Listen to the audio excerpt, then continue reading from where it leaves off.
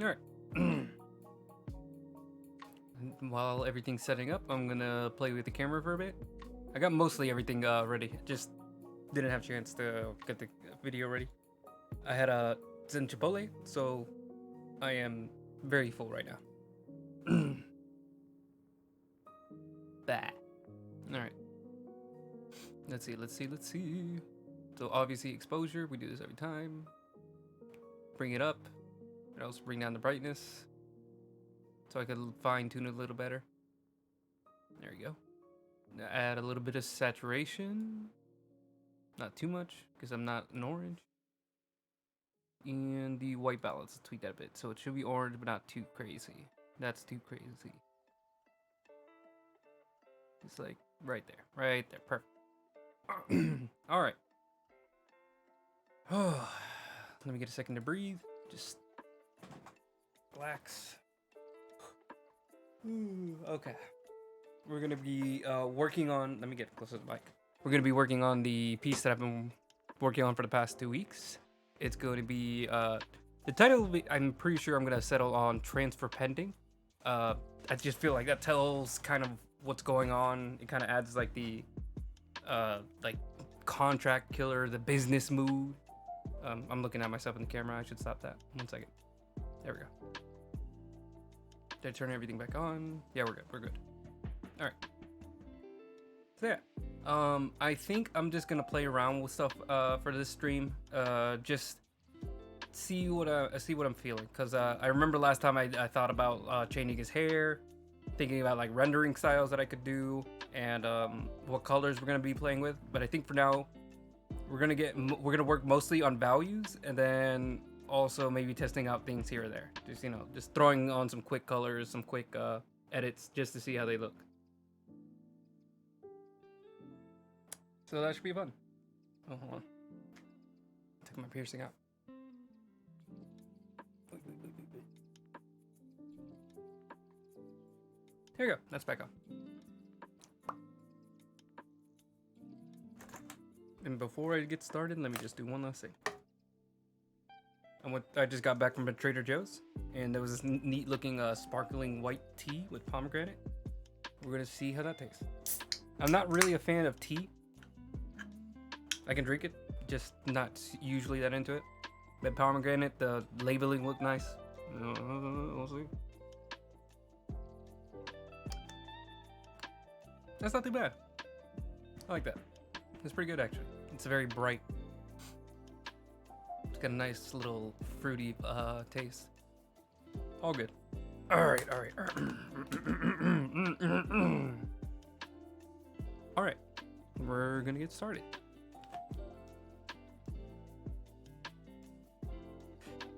Oh, okay. Let's see. Got some cheap little quick shadows that I did over there. I'm gonna go ahead and start with maybe just redoing the hair. Let's see how it looks with short hair. I'm gonna take off a lot of the background clutter real quick. Go away. Actually, let's just turn the background off entirely. Just focus on the character for a little bit. Where is the line art? There you are. Get the right color. I'm gonna duplicate it. Turn it off. And this is gonna be like the short-haired copy. See, setting up my brushes. That way I have my eraser and then my pencil, just I can switch back and forth really easy. So I'm gonna have to just erase around a lot of stuff. It is very hot in my house. The temperature shifted over. I think now there's no going back. Like spring is basically here, and it makes me want to cry. The bugs are back out. I don't like it. I rock with the bees, but besides that, there's not many other bugs that I like. Spiders I have a respect for, but I don't like them in my house.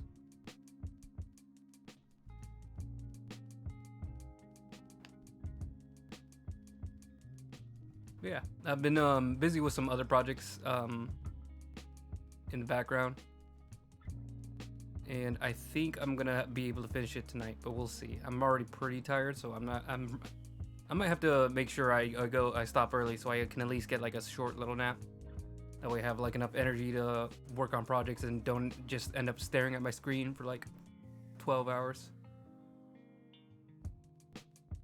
That's extreme. Hold on, like 4 hours. Usually I like always like underestimate or overestimate how much I can like deal with it. I'm like, oh, I'm fine, you know, like I got a little bit of energy, I can get started, and then like within like 10 minutes I'm out.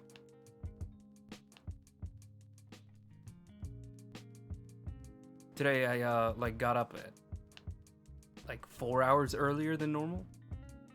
Like like my body just did not feel like sleeping, so I was like, you know what? I'm not gonna force the sleep. If my body's ready, it's ready. And I did want to leave early to go out shopping and stuff.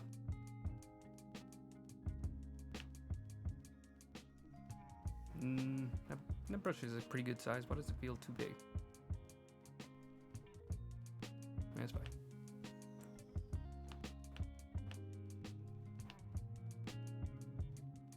So as far as like the first half of the day, it worked out pretty well. We will see how the rest of the night works out for me. Let me pull this up higher, because this is the only thing we're working on. I don't mind it being a lot more noticeable. Went to a nice little coffee shop.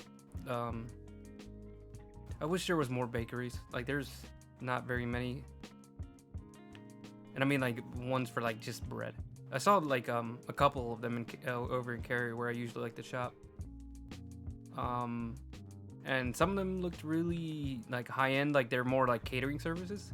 This one was like very expensive looking, but like they had like tables out and a lot of like very friendly looking tables and all that. So it was very clear that like it's a place where you're supposed to like chill out and stay for a while. All right, now I gotta draw the rest of the head. He looks very goofy right now.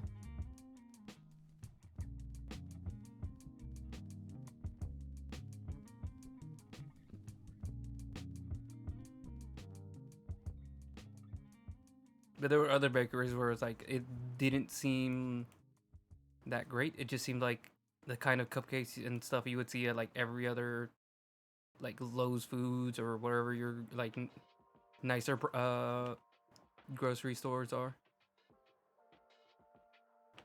But this one felt like legit, like, you know, you could go there for like really freshly baked bread. It was very nice.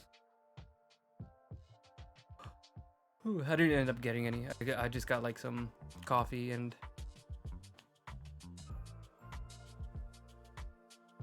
I tried macarons. Those are like something I've always seen. They kind of remind me of like what were they? The colored patties, the pretty patties from SpongeBob. They reminded me a lot of that. And I've like always wanted to see if I could try like a good one. I don't know if these are like how they're supposed to taste, but like they were kind of just okay. I wonder if it was because it was like refrigerated, so it was really dense. But like they weren't that awesome for like how good they look. They taste kind of just okay.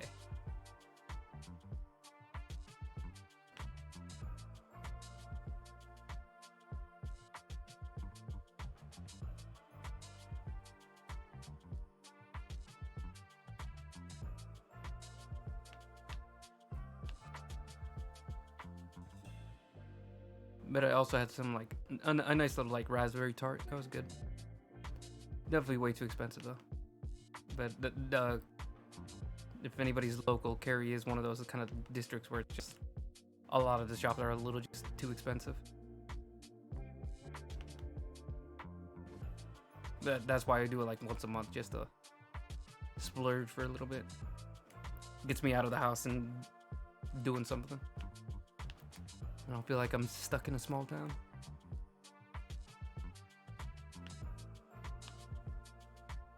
He is now legitimately like Agent 47. Like there is no difference except he's got a scar now.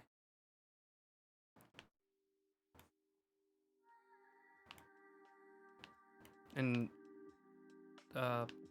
Agent 47, I think now he has like really bright blue eyes. I don't know if that's always been the case. It's kind of hard to tell because he was just like a very sloppily rendered, or maybe sloppy is not the right word. Low rendered, low resolution rendered bald head, and you didn't really get a chance to like show what his eyes look like in the early games. Now he has like bright blue, like baby doll eyes, which kind of freaked me out because like he looks like a Ken doll, and they just cut off the hair. It's really crazy, especially like the third game. The third game, they like really rounded out the model and like smoothed out his face, and it kind of scares me. And not in like the he's a hitman kind of way, and more like the he doesn't look natural. I really don't know why they decided to like smooth his face so much for, you know, like a game about being an assassin.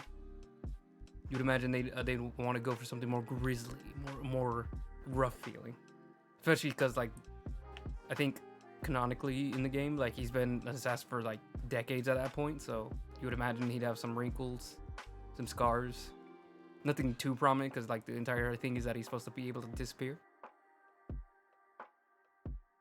Yeah. Now we can get some hair on him, just to compare. Yeah, okay. So what are we feeling for hairstyles? I like just going in like free form, like not really a planned hairstyle. Like just having fun with like the flow of the hair. So I'm gonna give him a bit of a widow's peak. Then too harsh. I'm gonna go like this way. Specifically like this little bend, like this area right here where like the hair kind of like decides to flip to this way or that way. That area is really fun for me to work out and just have fun with. I think especially because like we're gonna have like a very windy setting. This is gonna be very fun to just like push the hair out.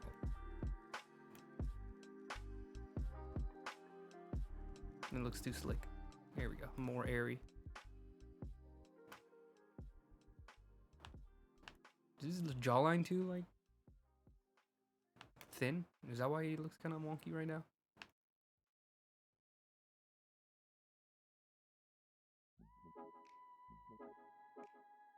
I think his face might be a little bit too narrow.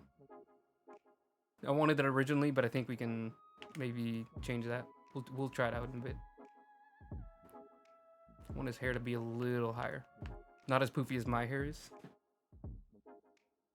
My hair is pretty crazy right now. I've always had like really crazy hair.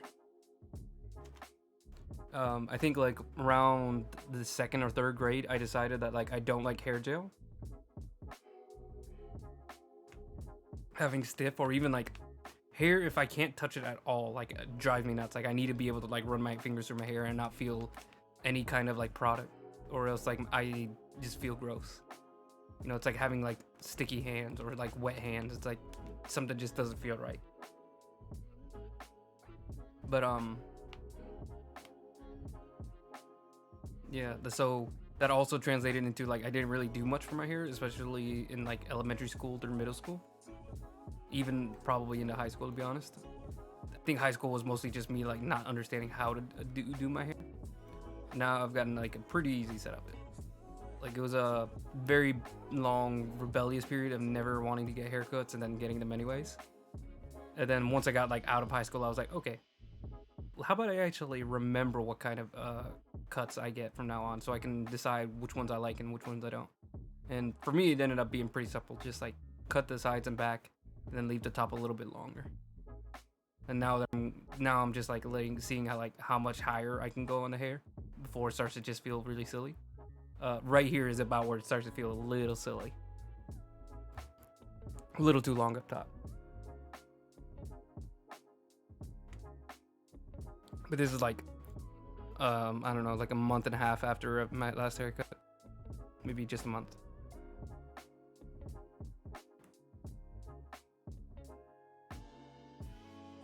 I'm gonna erase the headline now. We can build from here on our own. I always like the look of having like a really well trimmed like sideburn. Like when the hair is wild, but you keep it straight and clean where you need it to be. That feels really good, or looks really good to me on a character. Like, even when they have like crazy wild hair, like just still making sure they keep those sideburns cut clean and the back of the neck well trimmed. That stuff's great. I'm gonna hide his ears a bit. It's throwing me off. And this, I think he's gonna have like a medium hair that's gonna like be able to cover, or maybe.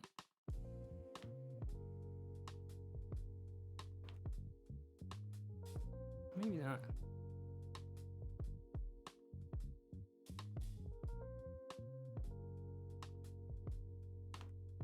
I'm struggling. Hold on. I'm having trouble like figuring out if I wanted his hair to be shaggy or short.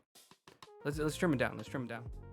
I think this, he already has like really really long hair in the original. So I'm gonna go for one that's like really short. Really try to push that contrast, or like try to experiment a little bit more with the hairstyle. So the back shouldn't like extend that much far back.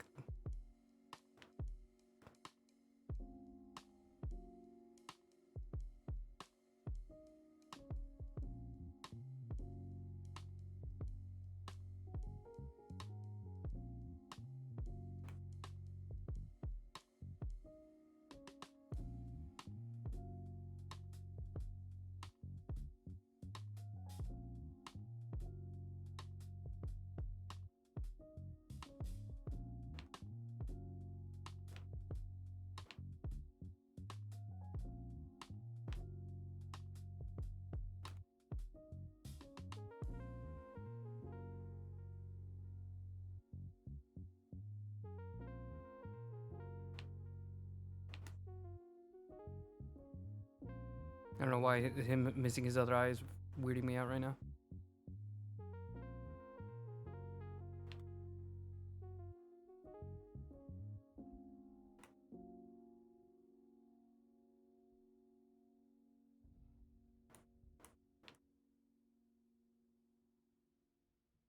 Okay.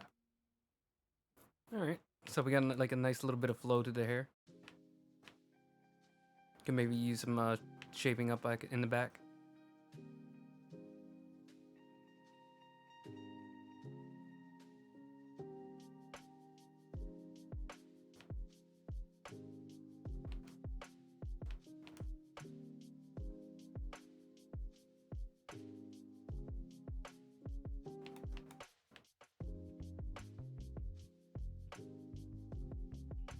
Sharpen that hair.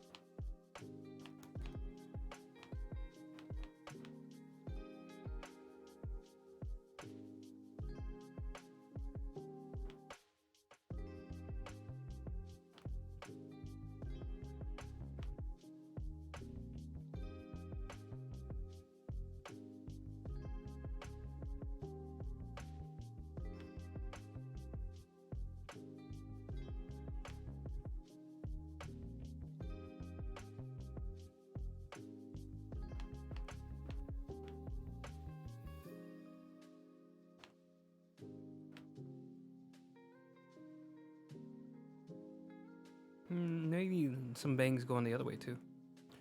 It wasn't intended to be, but now it's kind of reminding me of like some K-pop idol hair.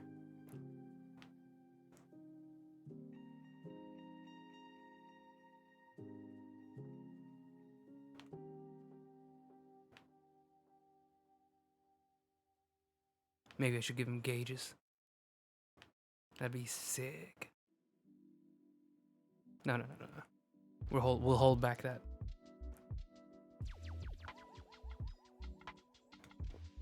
There's a very strong desire in my brain to give every character I make gauges. There's something about it. It looks very cool to me. All right, and let's try broadening out the jaw a bit.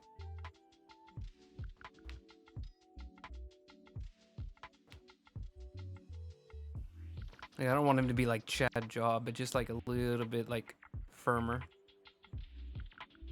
Especially because like he has no beard or anything to like even it out.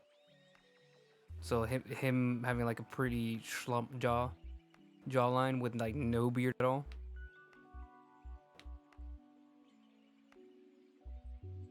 I don't know if I have a good jawline. I think I definitely used to have a really bad one because I was a lot heavier. But now I can't tell. Just so used to having the beard now. No one's told me one way or the other if I have a good jawline. If I have a bad or good one. Oh, jeez. I crammed down a lot of Chipotle.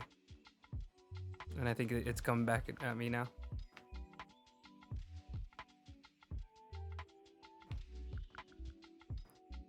Alright.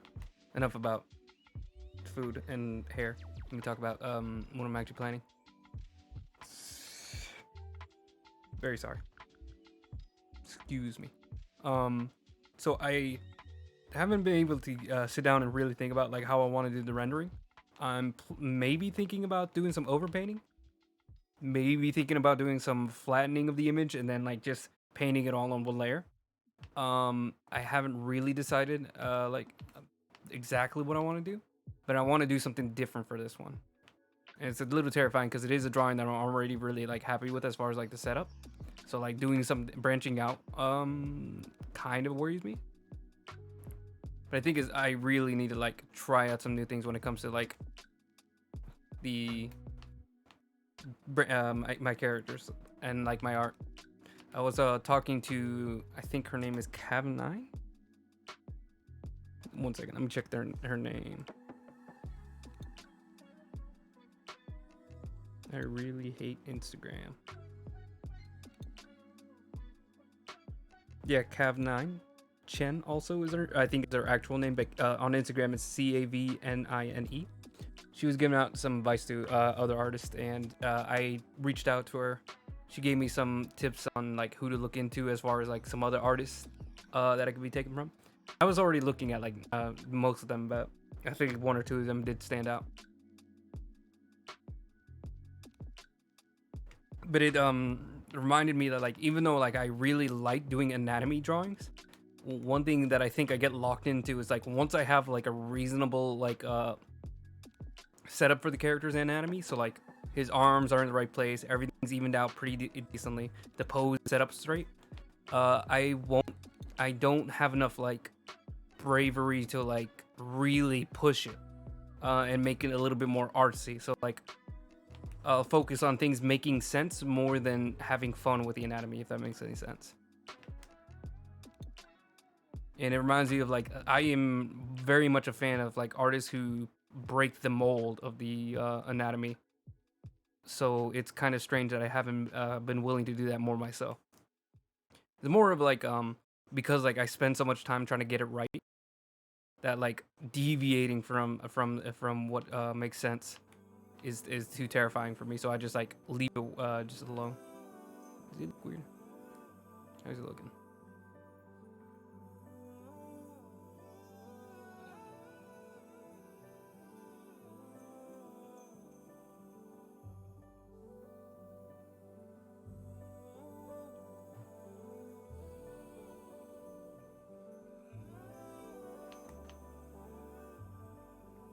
Sorry, one second. I'm trying to figure out if something's looking a little silly. I'm gonna sketch real quick.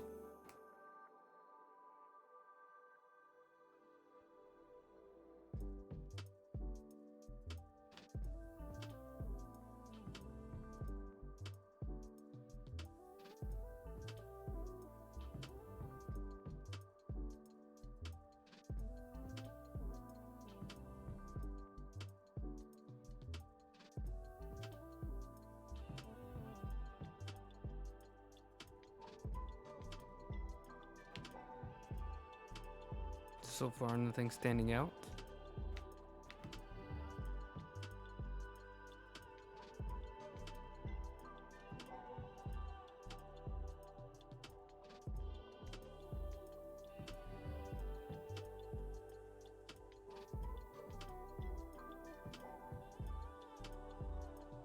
Trying to make sure his head is like aligned correctly, or if like the facial features are aligned correctly.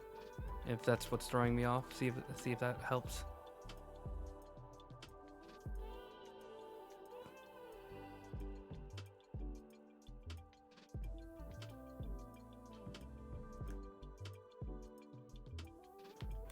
No, I think he's fine.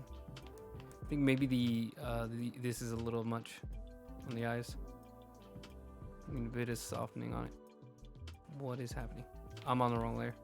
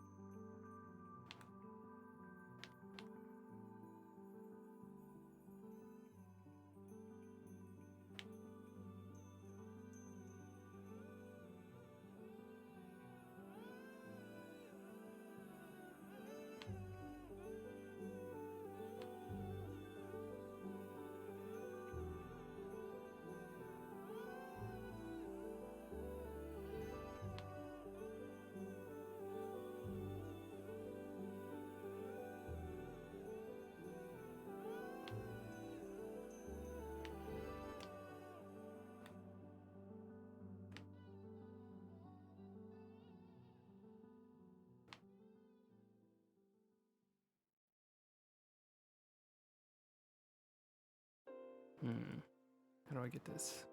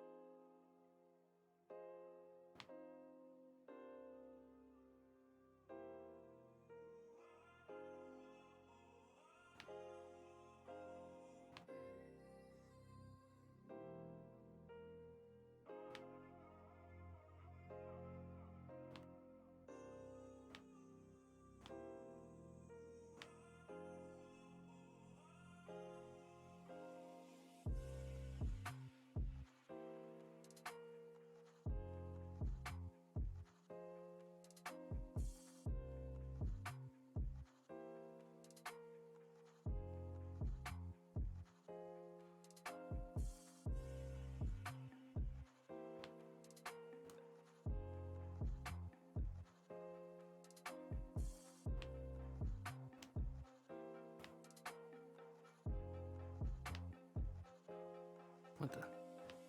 Oh. I see what the issue was.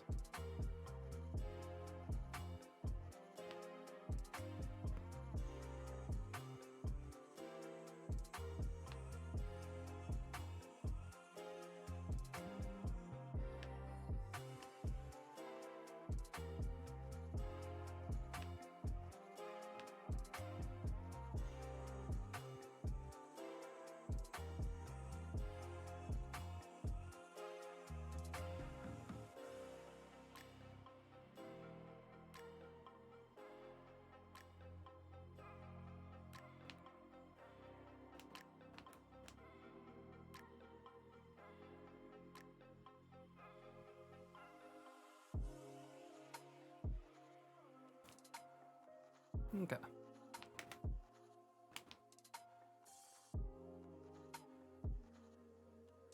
Because at first, I do want to like go ahead and switch over the jaw lines because I do like the more pronounced jaw.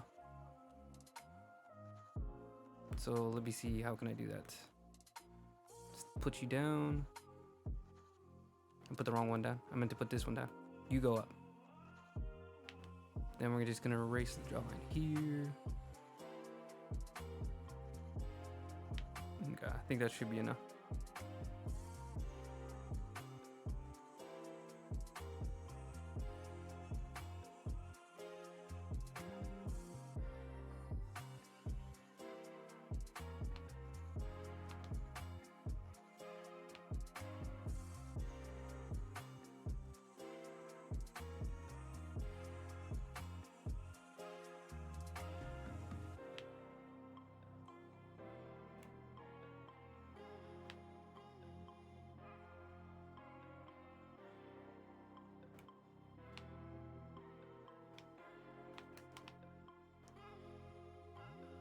Now we can compare.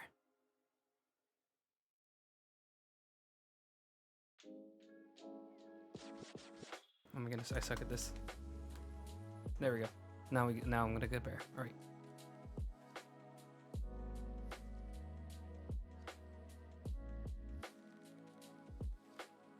I might go even crazier with the hair. We'll see.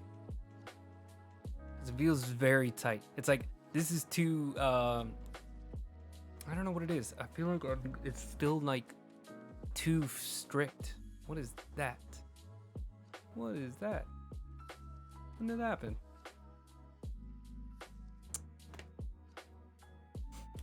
That's annoying. 1 second. Is it on both of them? Yes, it is. That's wonderful. I love that. I am so happy. Let me turn off one of them. It just makes me have nothing but a huge smile.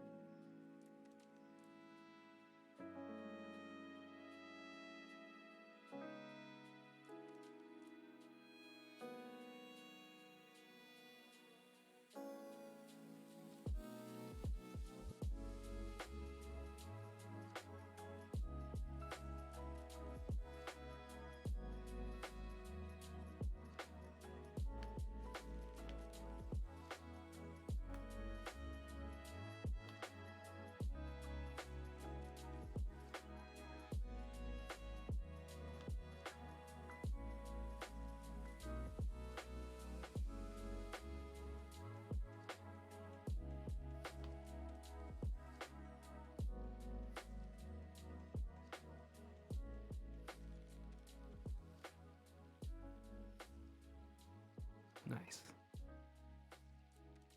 Nice.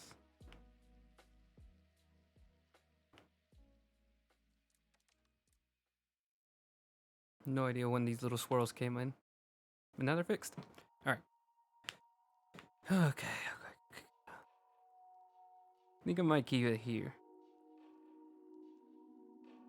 I'll do one last little thing, and then I'm gonna decide between the two. He looks pruned now.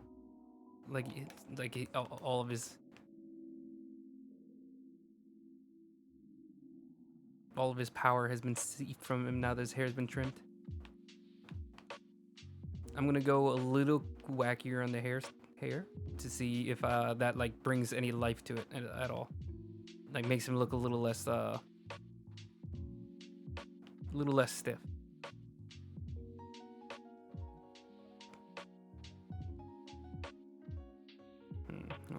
It's gonna be a little tough.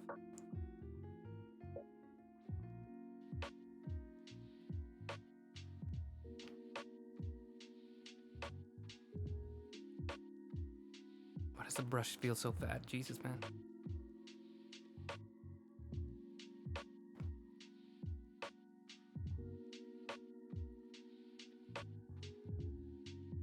Oh, let's just leave it rough, and then we can just refine the shape.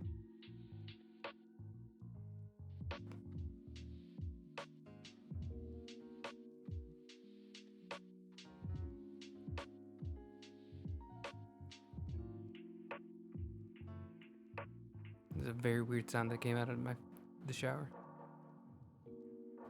His hair looks real wacky.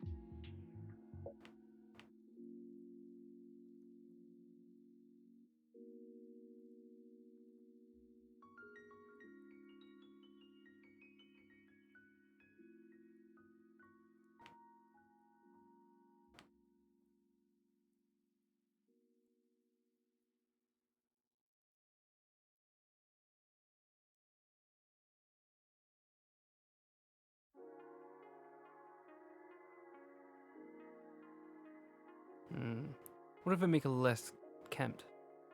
What if I let it go like all the way out?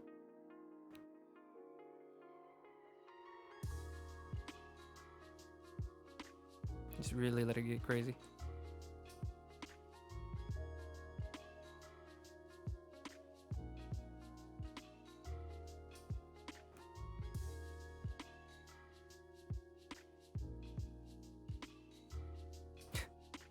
Now we're getting crazy. Now we're getting real wacky. It is very good that I kept a copy of the original. Trying to let it get like full anime basically, where I'm just like, all right, let's just let wacky, wonky shapes just happen, just to see, just to really throw the wrench at it. Give him some cloud hair.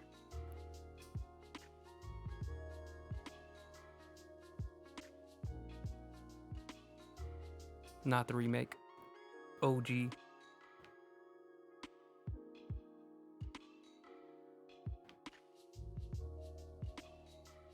Just hair that structurally has no logic.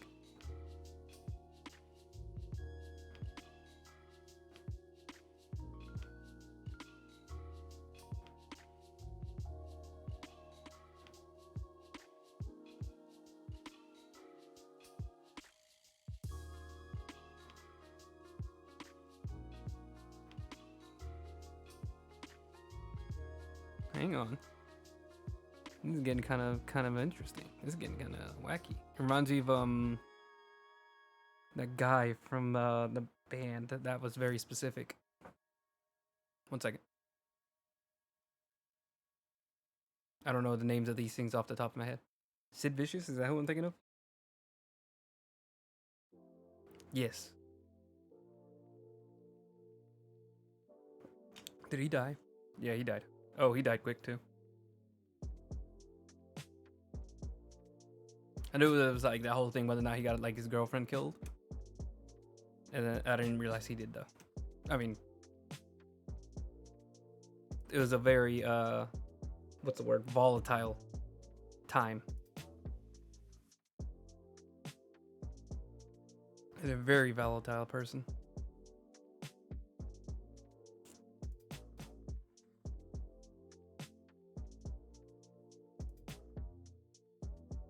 Please nothing sexual. I'm just trying to look at how crazy his hair is.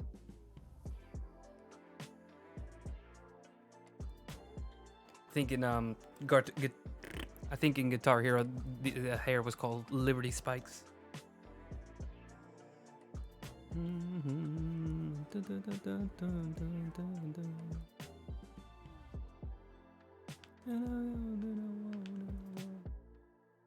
I think that's the right song.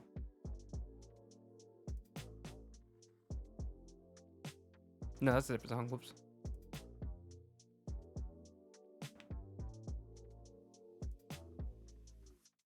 What if I take away the bangs? Just go full into the Sid Vicious look.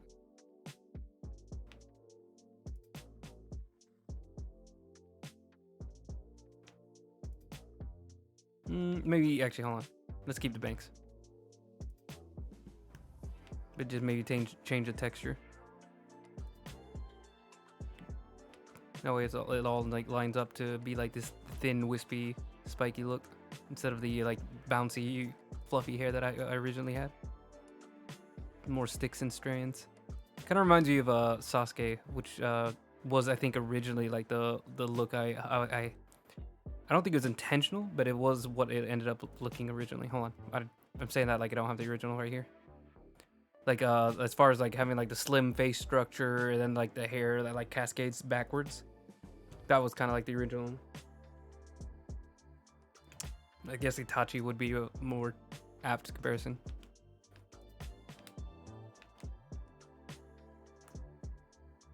I mentioned it before, but I am a filthy Naruto fan. And Dragon Ball Z. I watched a lot of Dragon Ball Z when I was little. I liked Dragon Ball Z. But it was like almost not even anime for me when I was young. Like it was just a cartoon that was on. Naruto was the one where it's like, oh, this is what anime is. I'm into this.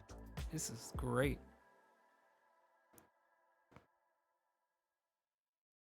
It's almost like telling people like Pokemon was an anime. It's like there's not that like instant click of like, oh yeah, like that was definitely anime. Like something about it didn't feel very anime yet. It just felt like a children's show. And not that Dragon Ball Z was like a children's show, but to my mind, being like, I don't know, 8 when I first saw Dragon Ball Z, I actually really like this wacky hair. It's ugly, okay? Don't listen to me when it comes to the fashion advice. But I kind of like the just absolutely kooky hair. I'll develop it a little bit more and then we'll decide. Oops.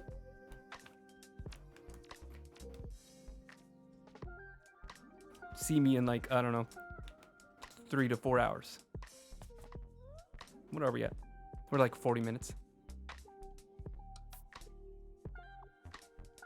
Clean it up a little bit because I was just more exploring the shape and just letting it be crazy. That was an unfortunate undo.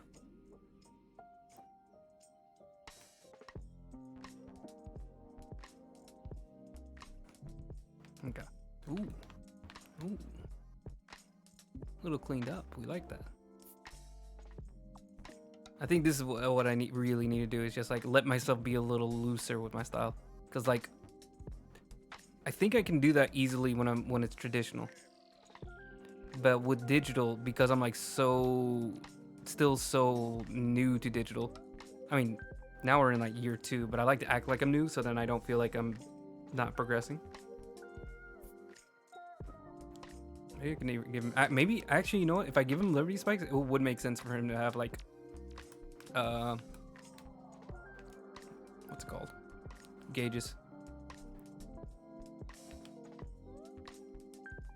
This is like Sasuke X Sid Vicious hair.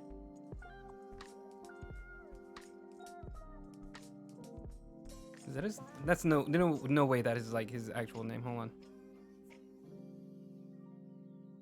John. His name is John. Embarrassing. Oh, and he's British? I'm sorry. I apologize. I didn't know. I'm abusing a late musician. Oh, he's in the part of like the, is that the 21 Club?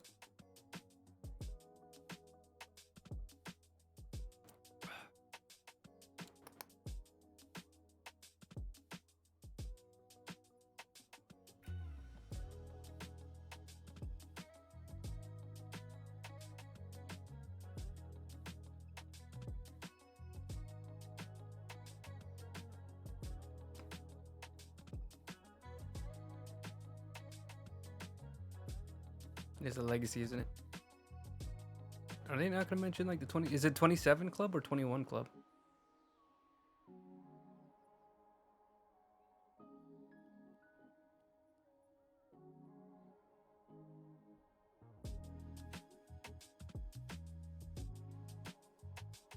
Okay, so 27. So yeah, hold on a second. Sid Vicious was 21 when he passed away. That is insanely young.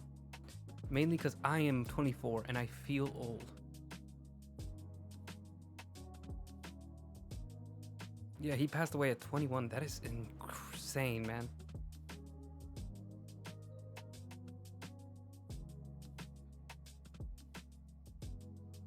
You like the list? Jimi Hendrix, Janis Joplin, Kurt Cobain.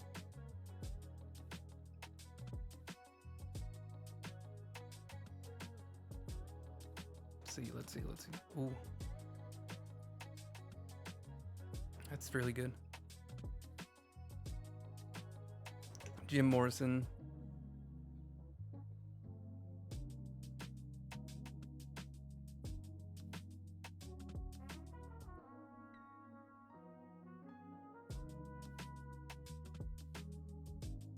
Basquiat. Okay, yeah.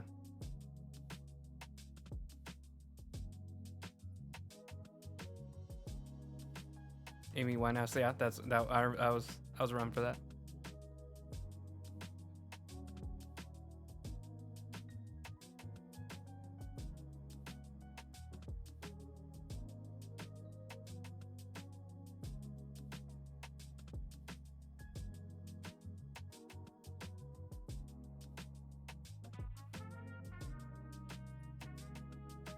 This is a very depressing list.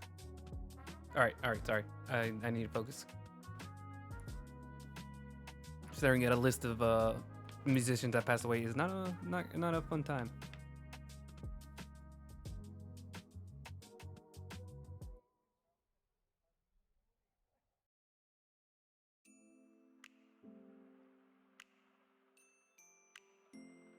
Kurt Cobain is like the only one that I really like know, and that's only like I've listened to like 2 Nirvana albums out of like the, I don't know, what is it, 4, 5, 3.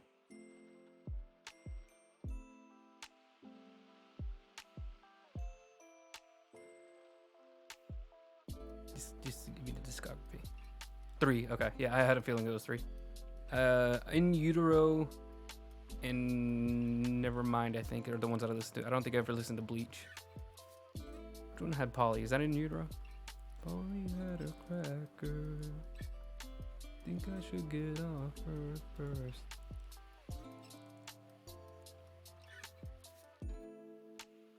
There it is. Yeah, that's the Nevermind.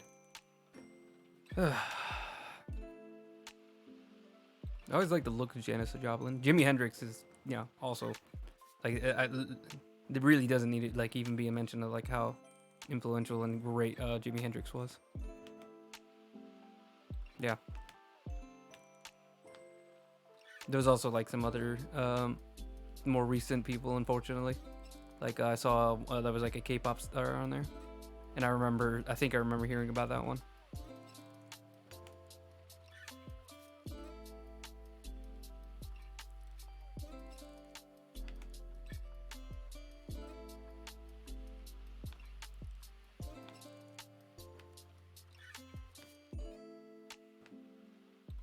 I'm giving him gauges. Why in the world do I keep changing the size of the wrong brush? I'm pulling the trigger. I'm doing it. No one can stop me. I'm too powerful.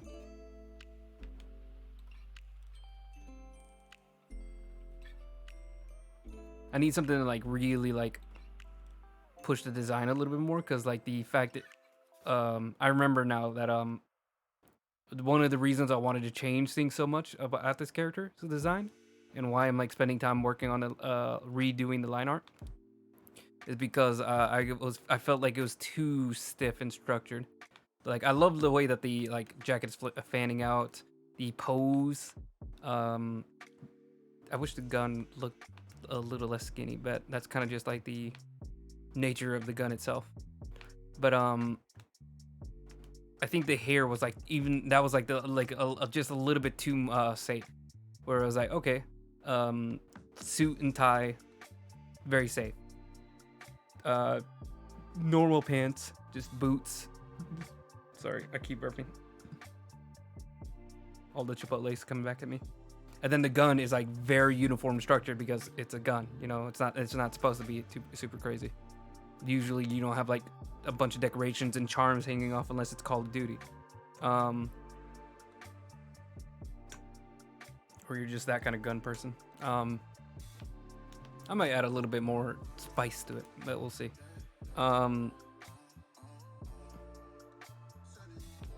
So I think this is like where I get to like break free from like feeling too safe. There is an aspect of myself that's like, hey man, reel it in. You know, it's very edgy. Everybody's very proud of you. But there's also just like, it's fun. Like I need to remember to like have fun with the design aspect, the part of this. And I think that's what I'm trying to do here. Just like play with the design. Because I mean, you saw like early. I mean, I don't know. Sorry, hold on. Let me dial things back. Centering myself for a second. You saw earlier, like I was trying to like just do like a very strict and simple hairstyle, and it still wasn't working in my head. Like it just felt not different enough. I was like literally on the verge of like just abandoning it and just sticking with what I had.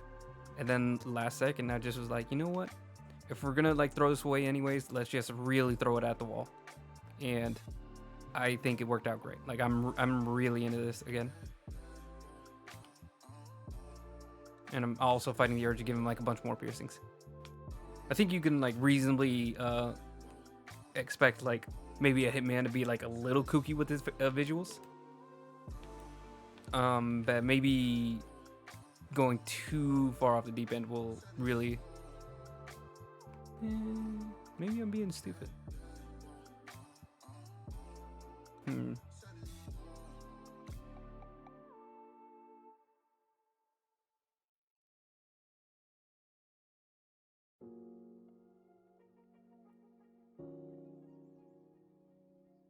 He does kind of look sick. No, stop it. We'll consider it. We'll consider just laying this dude up with some piercings. I couldn't think of another term. Just riveting this dude up with piercings. I'm trying to think of like something like a rivet gun from like BioShock. I don't know. Just putting a bunch of piercings on. We'll consider it. We'll see how it looks in like a little bit. I just erased the one and I just made that line.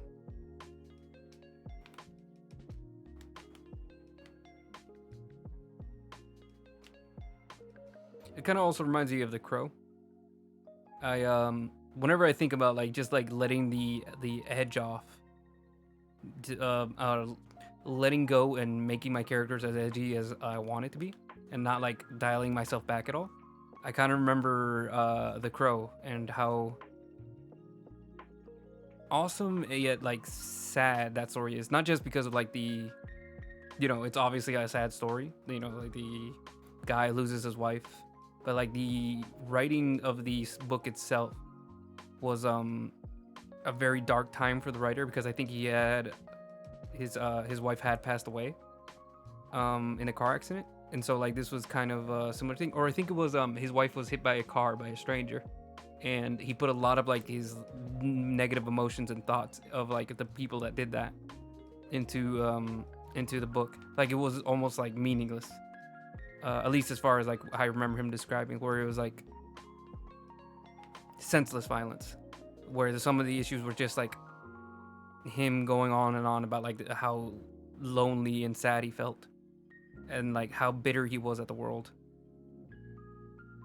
And then other pages were just like senseless violence of just like what he would do with the people if he ever caught the people who took his fiance or whatever she was to him away from him.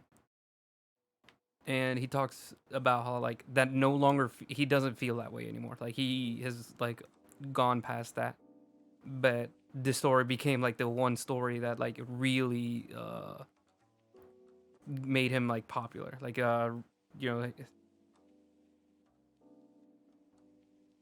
that really like blew up into this big thing, and obviously got movies. Was there a Crow video game? There might have been a Crow video game.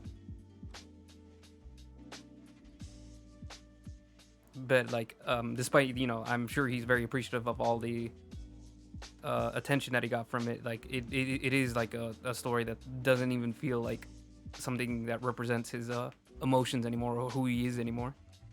It's kind of like if hearing Mike Tyson talk about like who he was when he was a boxer. Like it doesn't even feel like the same person anymore. But it definitely is him. And you kind of just have to live with the fact that people admire you for something that you aren't anymore. That was a very big explanation about something that I don't think I was planning on talking about. But yeah, I think of trying to just like be more comfortable with those like those bad habits, because I mean I think this is kind of more of a I don't know if it's millennial or Zoomer. I'm technically a Zoomer. I'm pretty sure. I'd have to double check. But a Zoomer way of saying it. But it's like the embrace of cringe over the years, of like falling in love with like a lot of the cringier things that you might have cast off, decades ago. Specifically like internet memes, or like people getting right back into Tumblr after like it kind of died and then came back, I guess. or maybe it never really left.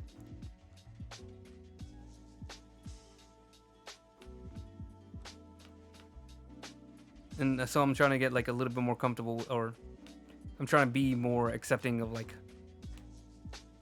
my bad habits as an artist as far as like design, because I think those, like when I look back at like some of the designs I used to do, I still look at them fondly. Like they're like I remember designing characters and they were wacky and kooky, and I like that aspect of it. Even after like I learned to not be as unreasonable. Like the gauges was a thing where like I realized I was giving every character gauges, even though like the design did not call for it. And now I'm starting to be like, you know what? It's fine if characters have gauges, even if there is no sense to it. And that's okay, because I think it's fun and I like the design. I mean, not every character needs it now.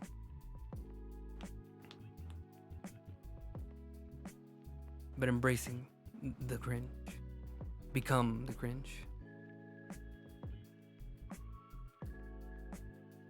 The crunch.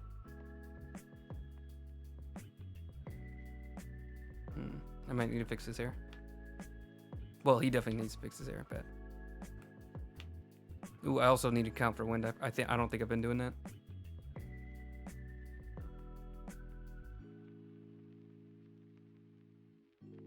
Well, like another example is I got like really obsessed with making weapons realistic, like the design of weapons realistic, swords, guns, all that kind of stuff.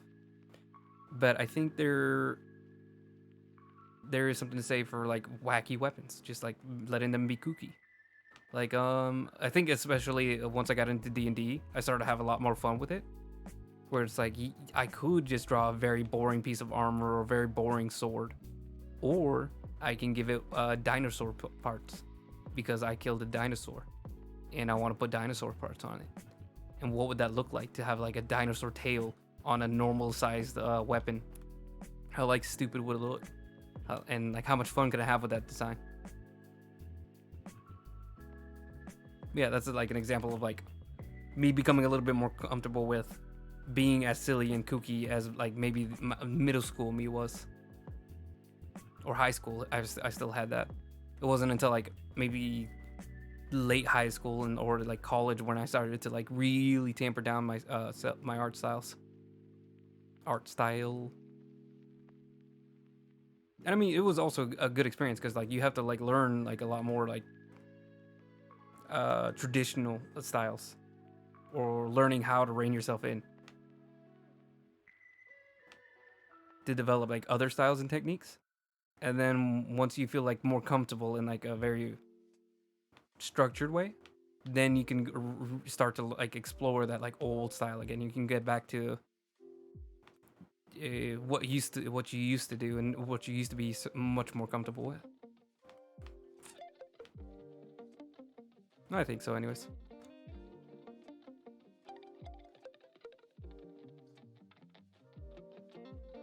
How's he looking from far?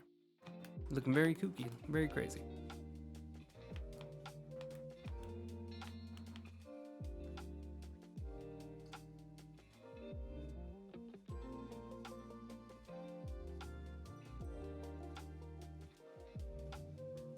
Please, I'm begging you. There we go. Just needed one line. And then how do I get this side to look like it's being carried by the wind? Like it's not just ignoring the wind.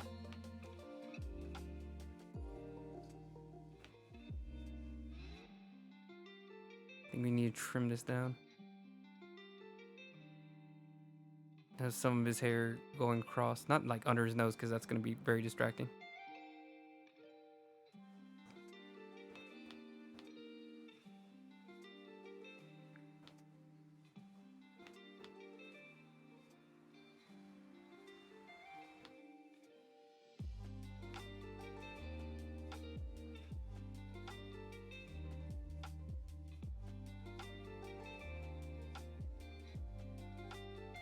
And it could still fight it back against the wind just a bit, but it's not gonna get like really as far as like the other side is.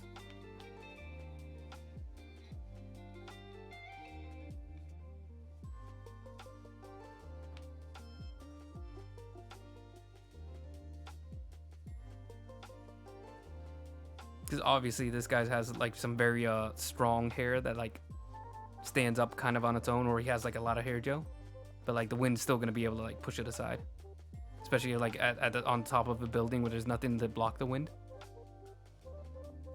That's something that has occurred to me after taking a trip to New York and being in Raleigh in North Carolina, which is like one of the bigger cities, if not one of the biggest.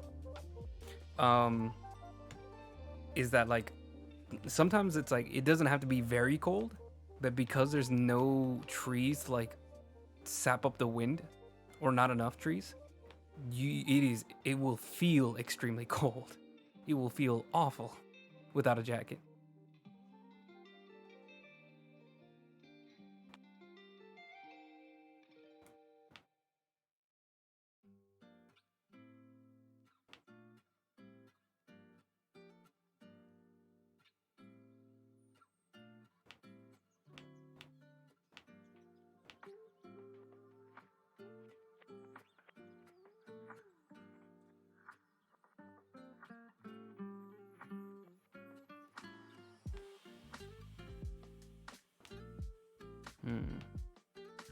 How do I get this right? Because again, I want it to be kooky, but I also need to account for like the wind being able to like push it away. So like how much fights back and how much like just goes with the flow before like it just looks like a mess. I mean, it definitely is a mess, but it needs to be a mess anyways.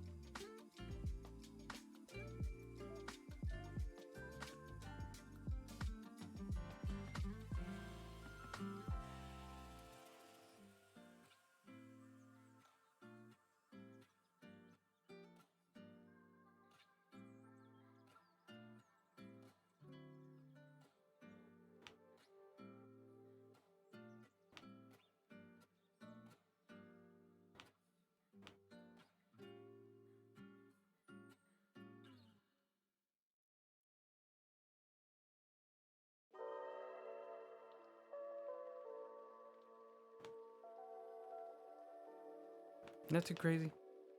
I mean, again, like his hair is supposed to be crazy, but I think,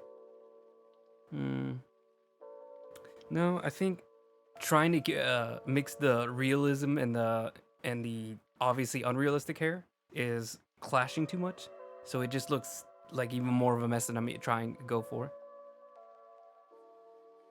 So maybe we can just like make it a little bit more subtle on one side, but it's still gonna have to keep like the overall silhouette.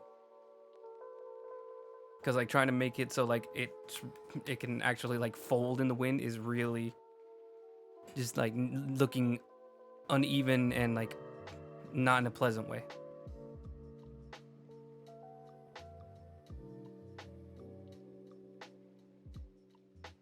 Maybe you can like keep that strand. I like that one, but this one it's gotta like branch out.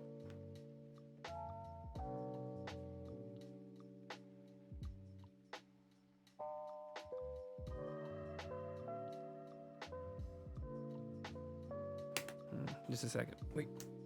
I want to check my brothers who are sending me messages. Make sure I'm not like completely disconnected.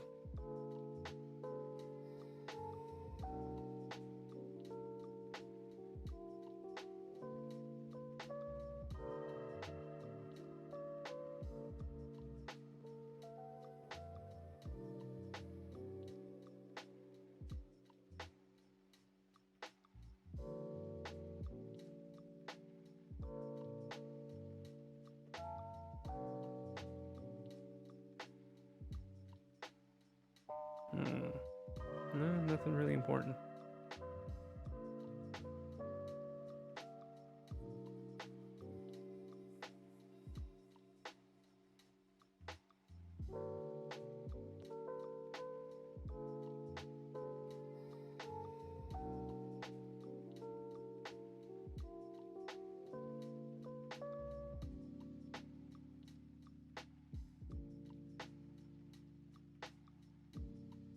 Okay, sorry.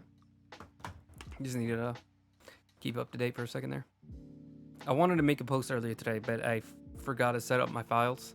So like I couldn't transfer it over to my phone to post it on Instagram. And I was also out of I mentioned already, but I was out of town, so tomorrow I'll just end up posting it. Hopefully. Unless something goes awry.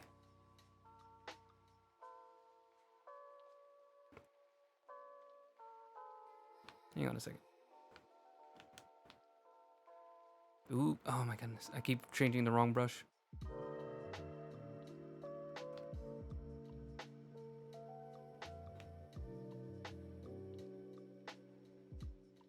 It's gonna look silly.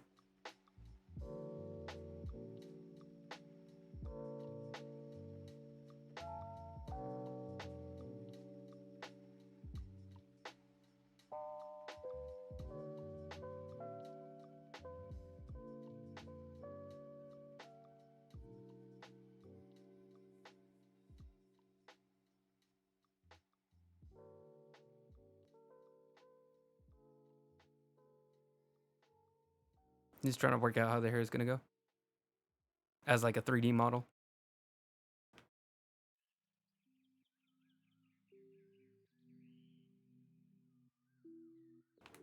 So to reach out to like right here, go back in. Here you go, just like that.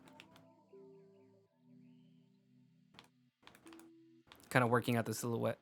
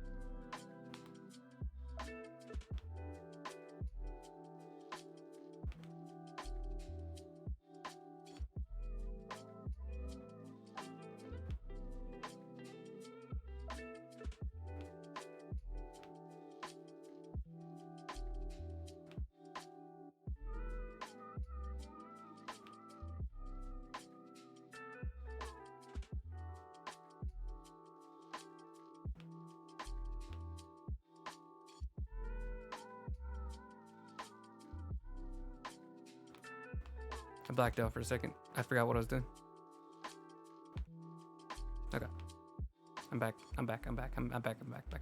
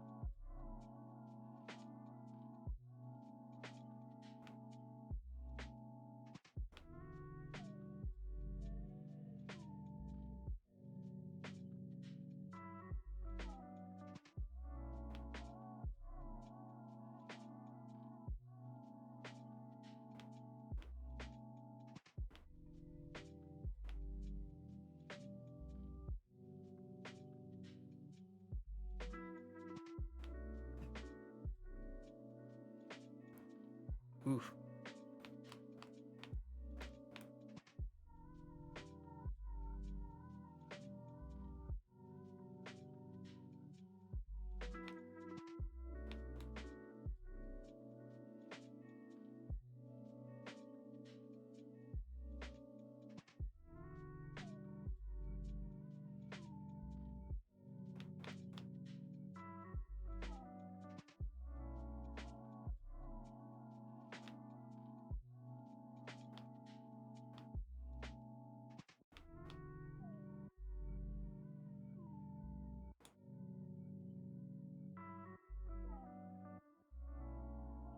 Oh, that reminds me. I'm gonna be going to a concert in this weekend. I'm going to Polyphia. If anybody knows the band, they're like a progressive rock band. I don't really know the genre. It's really hard for me to figure that out once it gets into like rock and metal, because like it gets really what's it called? Spread out. It starts to vary a lot, and then people also get like very upset whenever you're like slightly off. But yeah, I'm pretty sure progressive is what they're called. Maybe a bit math rocky. Anyways, they've got an insane guitarist, insane drummer, and they had a very good album that came out. I think it's like "Remember to Die" or something like that. Let me look that up real quick. But yeah, my brother is a huge like rock and metal fan, so like he's always really into like really hardcore, and really like technically difficult music. Yeah, Remember That You Will Die, which honestly is a very silly name. Not mad at it. It just feels very like, it feels like a bad translation. It reminds me of like people die when they are killed from fate. But yeah.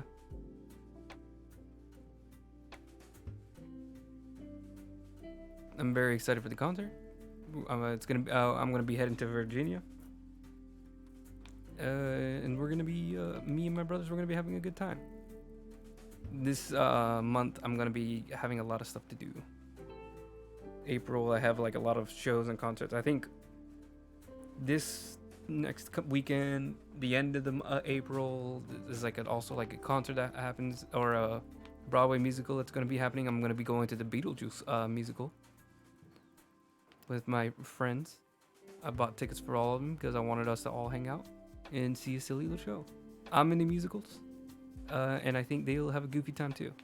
I think the Beetlejuice musical puts itself very forward as like a very silly event. It is not like serious Broadway, as serious as Broadway can be, because I think all of it's very silly. Even as somebody who likes Broadway, it is all very goofy. You know, Hamilton, very goofy. It is the founding fathers as rappers, despite the fact that many of them were slaveholders.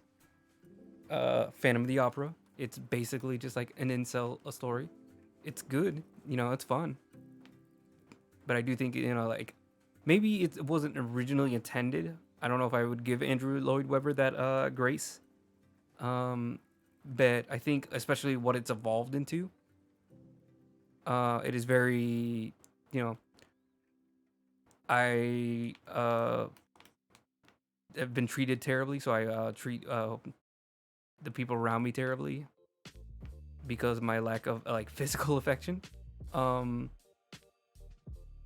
Therefore, I am, you know, you can sympathize with my reasons for murder.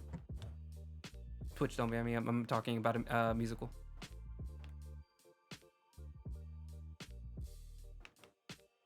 That being said, I also still like the story. I don't know if it'd be like, well, I think I always knew like that story was like, hey, this is it's kind of weird that the guy that's like everybody kind of likes, you know, the Phantom. Everybody loves the Phantom. He's kind of just awful. Like not even like a little justified, if you really think about it. Like it's very much just like he is like very physically attracted to a pretty lady, and because of that, he's going to murder people. But like the way that it's like described is like, oh, but he had like a very, you know, like tragic life, and that like drove him to this. And he's been like, maybe it's also because of the movie, like it explains that he was like part of a freak show and tries to like justify it a bit. But like, yeah, we don't have to go that far. We can just be like, oh yeah, he's just an evil person with like unsympathetic views. And then like you go into like the fact that they made a sequel, which is why you probably shouldn't give Andrew Lloyd Webber that grace.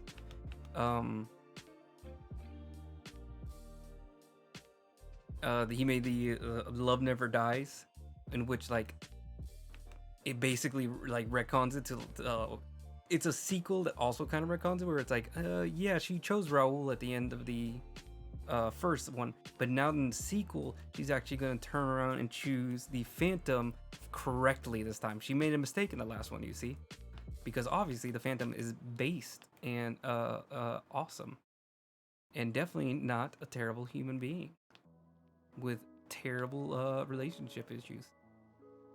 Like even if you were to give him the chance, like he very clearly has trust issues and uses people and does not respect them as individuals. But you know, it's Broadway. You know, it's just good fun. Don't look for like actually good morals, because I mean, like a lot of them are like, or not a lot of them. A few stories are mostly supposed to be about how like the poor and impoverished are always the one who like fight for truth and are the purest as far as like making art. I'm thinking of like Rent, and Moulin Rouge has a bit of that. Hamilton has like, you know, like I'm young, scrappy, and hungry, and I'm just like my country. England is my country. But like Broadway shows are also just so happen to be really, really expensive, and they really don't cater to the impoverished people that they always sing about and preach about. If anything, like the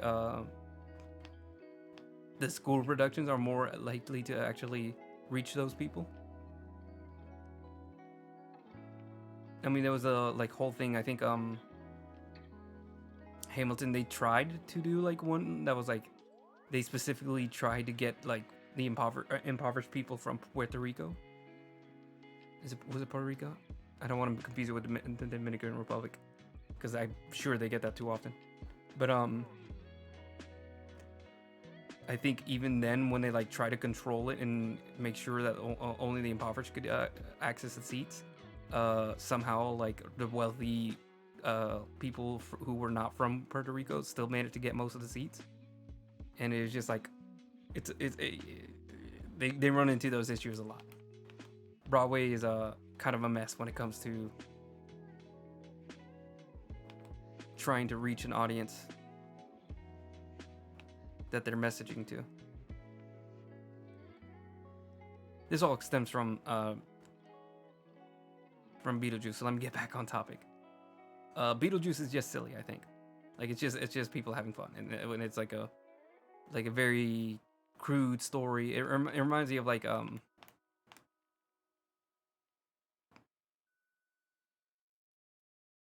shows that try to market towards like college students and younger people. It's less about like trying to have like a grand narrative about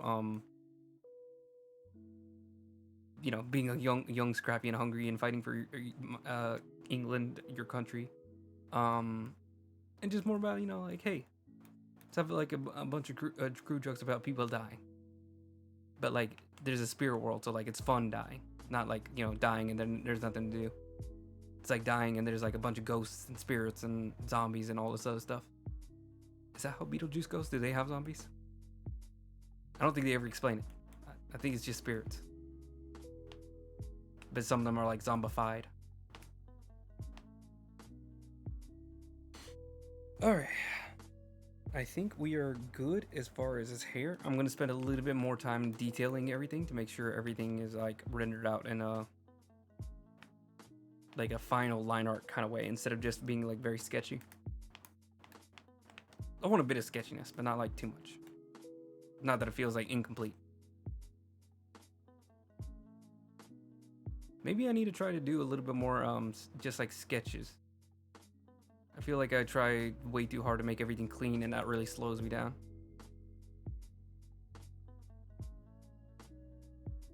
Like I was saying with the artist that I mentioned earlier who gave me some advice. They recommend just being a little bit less stiff, and you just, you know, have a little bit more fun with like the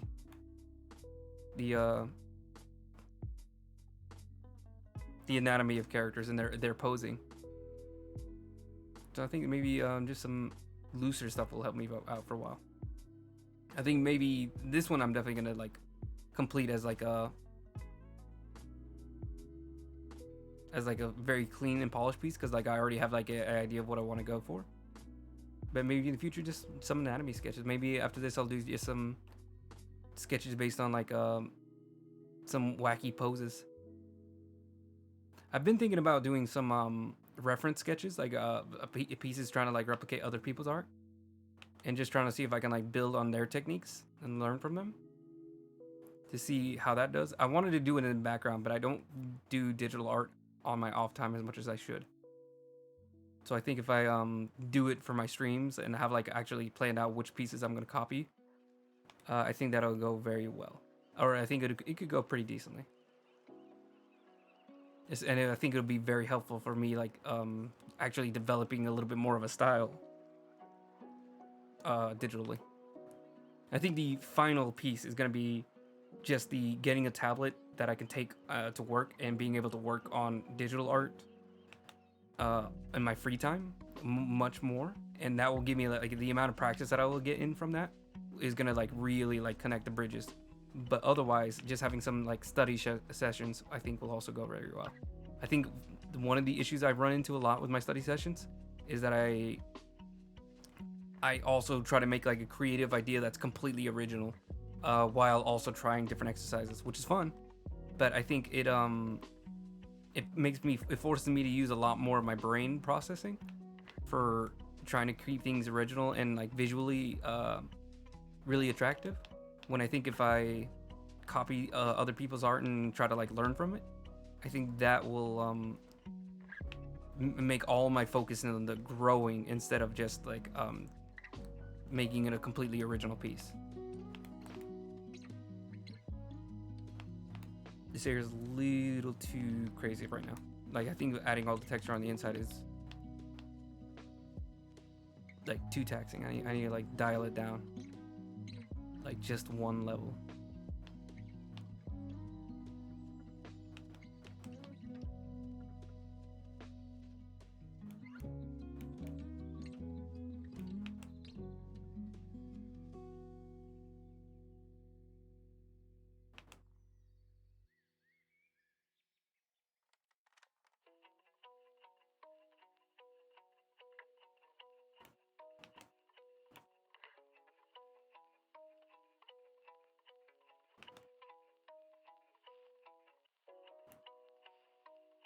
And I mean, there's a lot of artists that I love their styles, and I feel like I really, really could benefit a lot from just sitting down and trying to like break down their digital art styles and seeing what I can learn from that. We'll see. Maybe if I get another idea of what I want to draw next, I'll do that instead. But I really, I don't know what it is. I feel like there are pieces that I like that I do digitally, but I feel like I'm still missing something, and that's what I was hoping to like find by like talking to the other artists. And I think maybe like just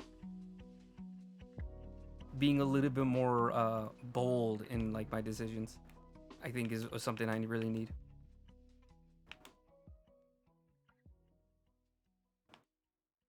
Because I think I focus too much on making things look clean, which is not at all what I want to do. Like I don't want my art style to be clean. I want to be rough and messy. I like rough and messy artists. Like Mike Mignola, he's a very like technical artist, but he also has like very just like rough shapes and things that look very sketchy, but like it looks amazing.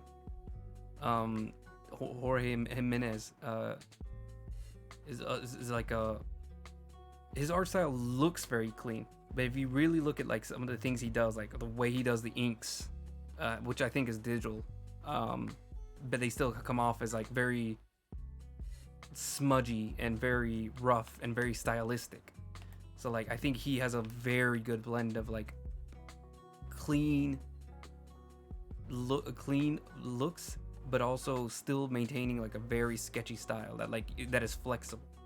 And that's one of like his biggest strengths as an artist. I do think he's a little bit more glitzy for too glitzy for my preference for Batman.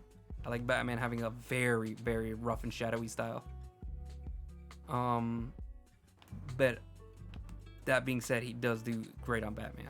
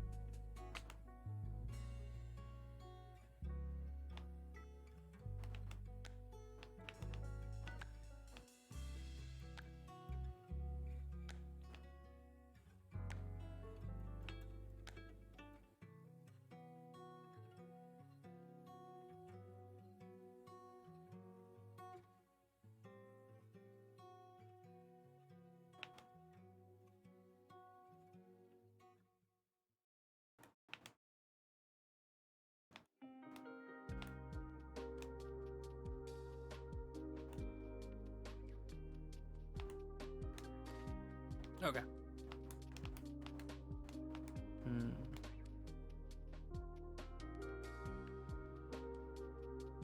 Inside you, there are two wolves.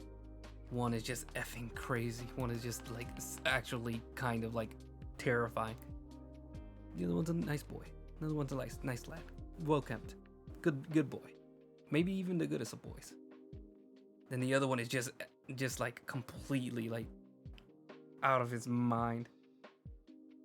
I'm thinking of like the text where it would say crazy or something. Instead, it's just like different alphabets being mixed in. It reminds me of that meme of like you have four friends, the crazy one, the stupid one, the drunk one, and then there's that like dark shadowy character, and it's just like number keys and what is it, the like ampersand, the colon. It's just like all the keys that don't actually have sounds to them. That's what I'm thinking. This is that character.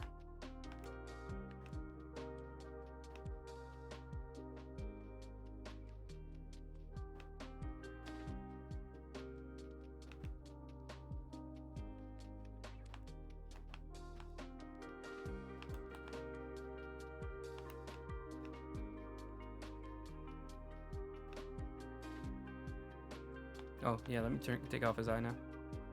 I think I just wanted to do that so it felt a little less empty when I was sketching. But now I want to bring back that like missing eye, or not missing eye. Again, it's just texture. I keep rubbing my nose. Okay. I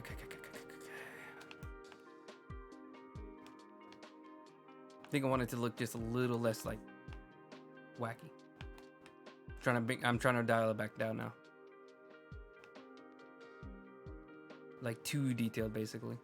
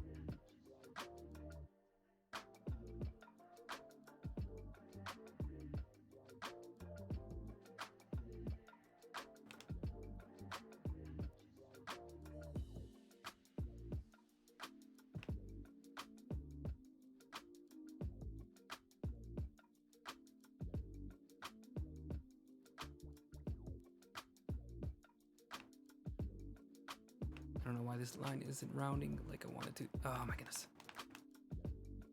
There we go, nice and round.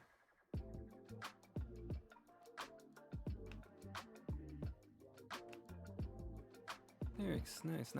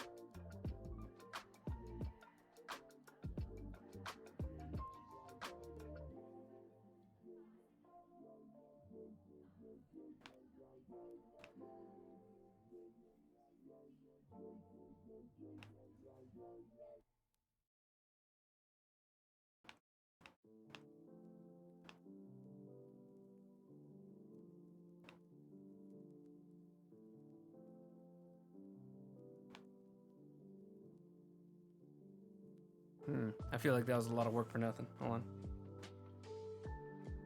I lost the plot a lot there.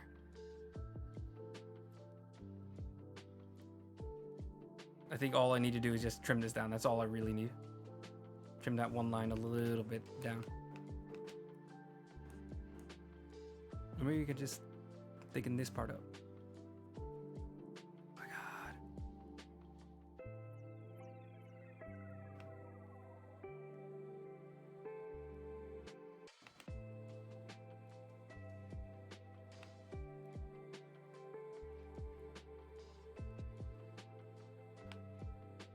There you go. Actually, hold on. This line is still not right. Hold on.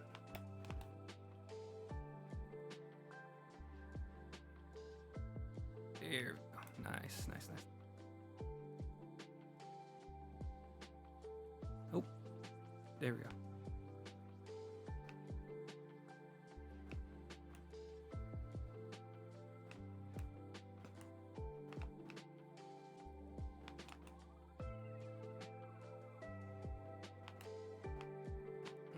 Come on.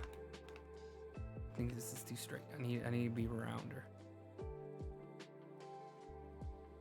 So it doesn't feel like an insanely stiff piece of hair.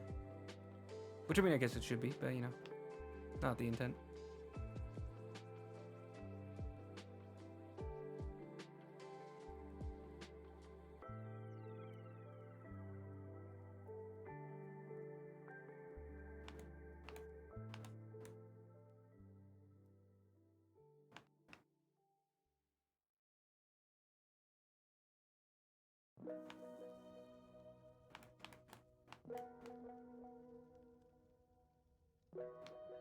Oops. There you go.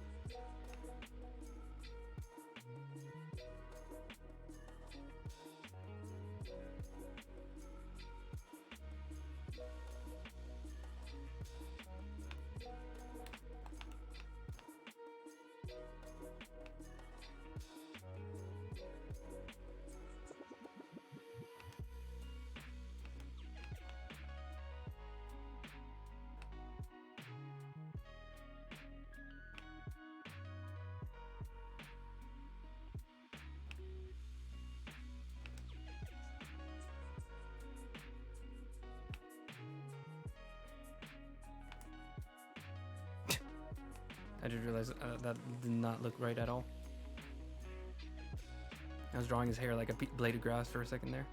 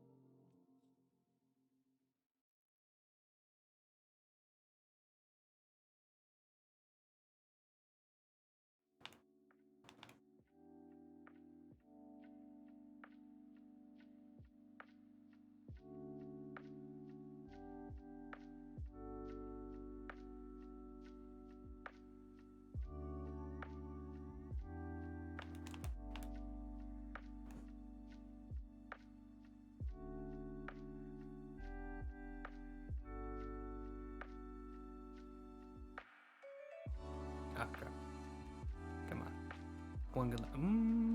That might be good for me.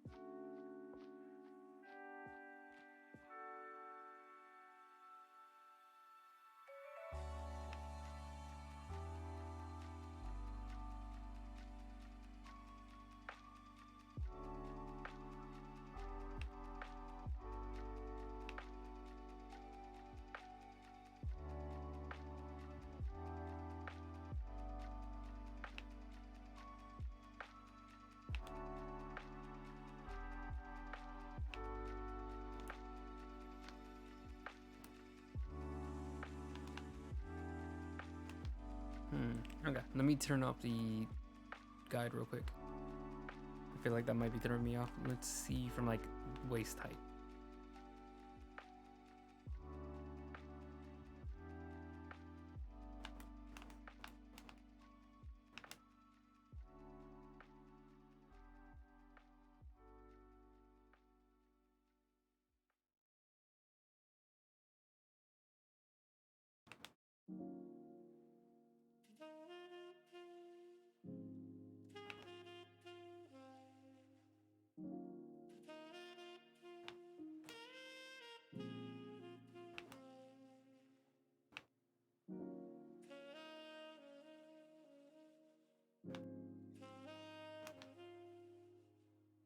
No.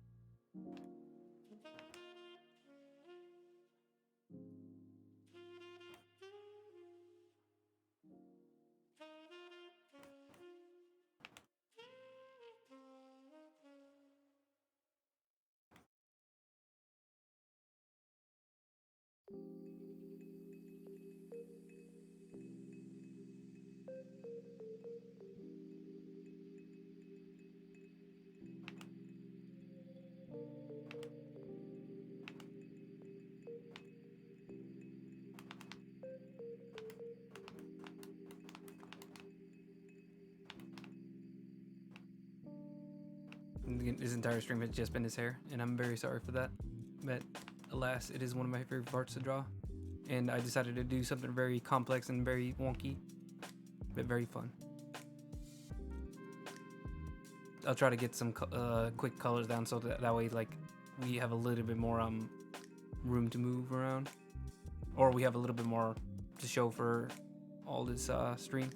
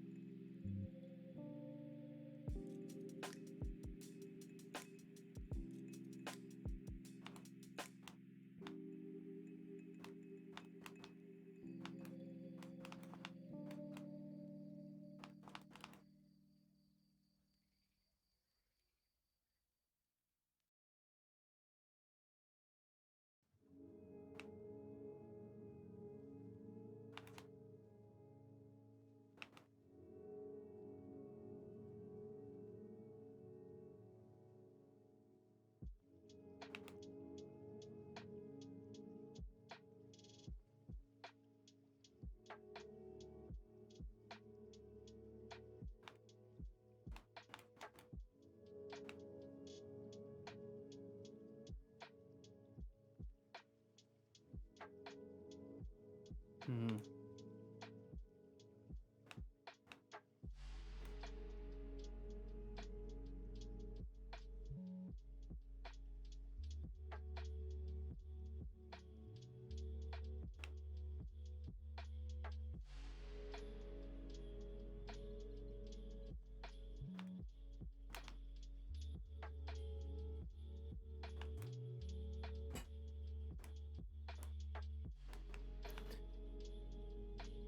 Hmm. Hmm. Hmm.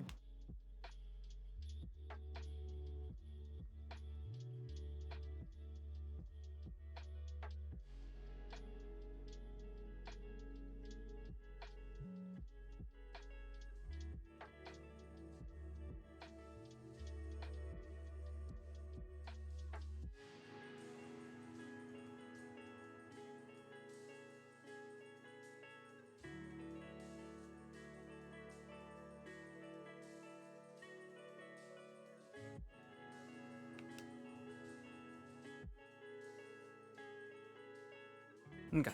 Wow, I got really lost in working on the hair again. I always forget that sometimes I get like locked into my own head,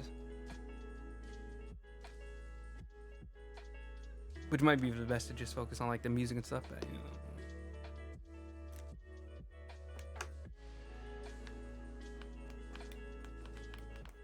I think we might be at a good place to call it on the hair. I'm fighting the urge to get right back into it. Let me just do one last little edit, see if I can.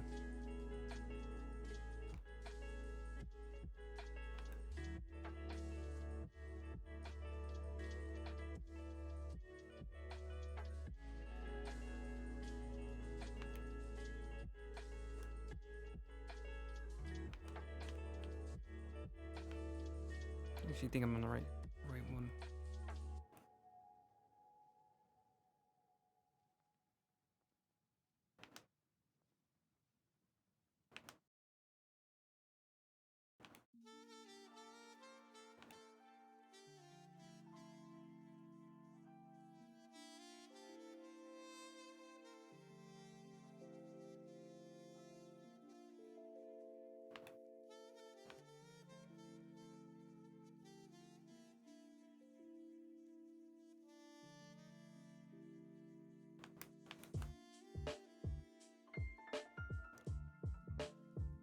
something that extends far, but not insanely far as it did. Trying to ring in some of the hair just a little bit. Not trying to lose it in the entire goal, which was to make it kind of crazy, but just to like make it a little bit, feel a little bit better.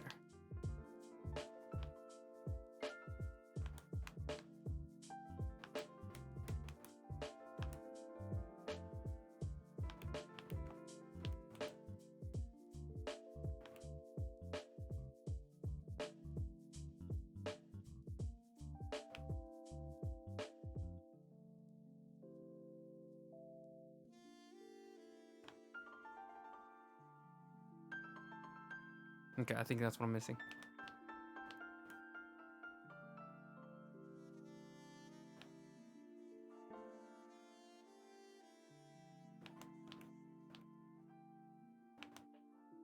I think I need more clear separation here.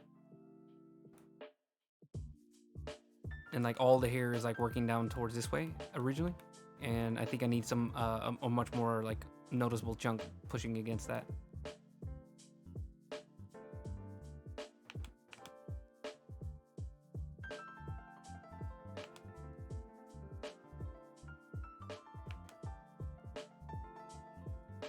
Just playing with like the weight of the hair just until like it makes me happy.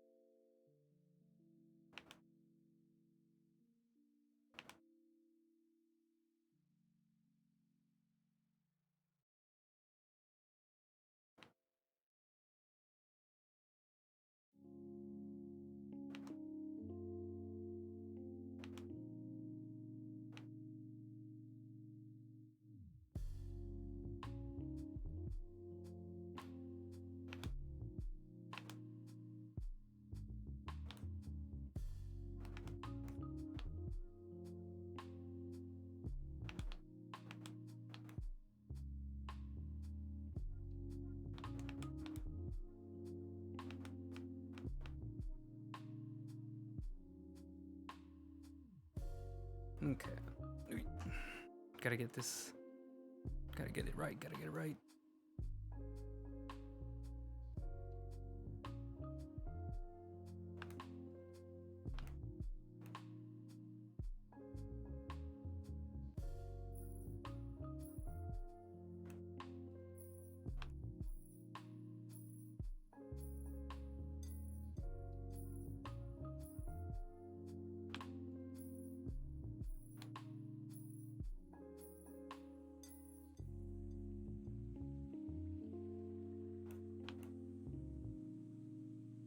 Ooh, hold on. Maybe I can just put more structure here. So instead of trying to make like the strands like fall where they're supposed to be, I can try like putting a little bit more of a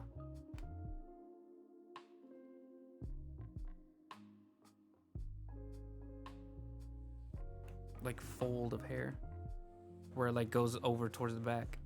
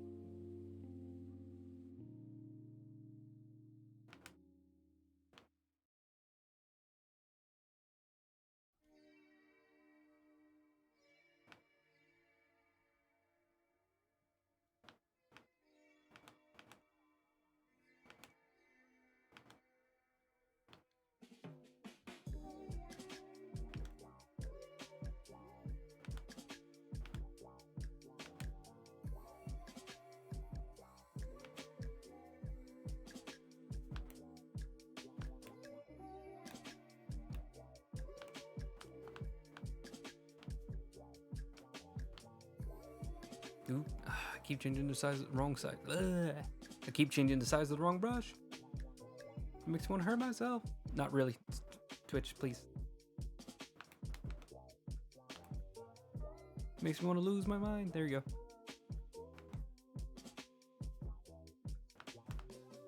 A little better.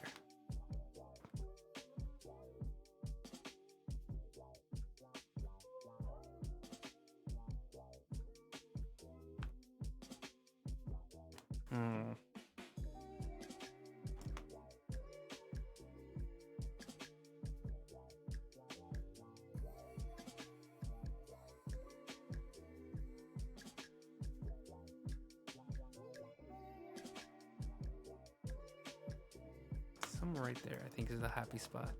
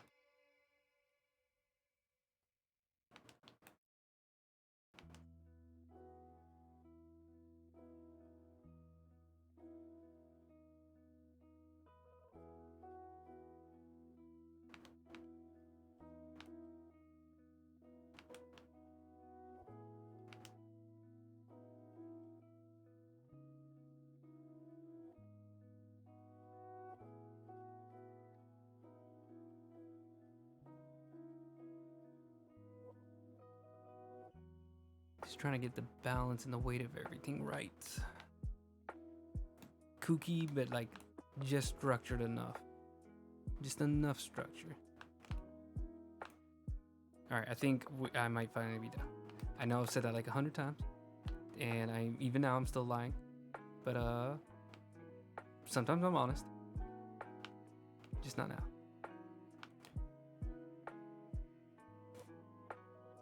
Kind of reminds me of the. This is probably a bad thing to compare it to, but the Dragon Ball Z live action movie where they try to make Goku's hair make like sense.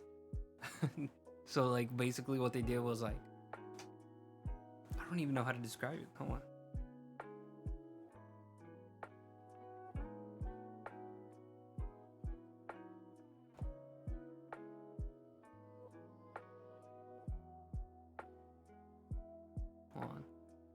Trying to like, oh yeah, it was even worse than I remember. In my head, it actually kind of like made sense. You know what? Actually, not to give compliments to the movie or anything, but at least they didn't like. I feel like they try to do it somewhat close to how it would be in real life. So like, this is what they did, and maybe this is just the Photoshop that they did for the movie poster, but like they had like basically chunks and then just spiked them up in like different direction, which I mean is kind of how it is in the show, the cartoon too. I mean, they're just spikes of hair, so it's like a really hard hairstyle to translate into real life, anyways. But yeah, I thought I remember it being way like twistier and wispier and like much worse.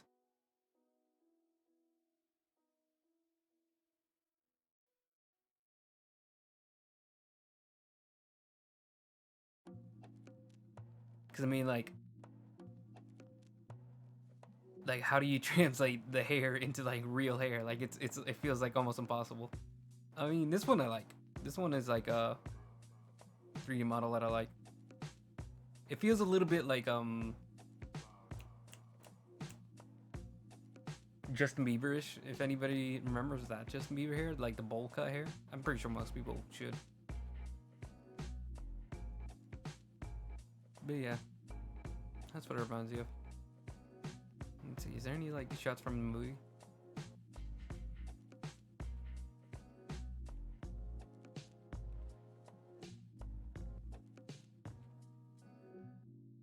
They're all like production shots. Like I'm trying to look for like the actual movie, but I guess not many people watch the real movie, so it's hard to.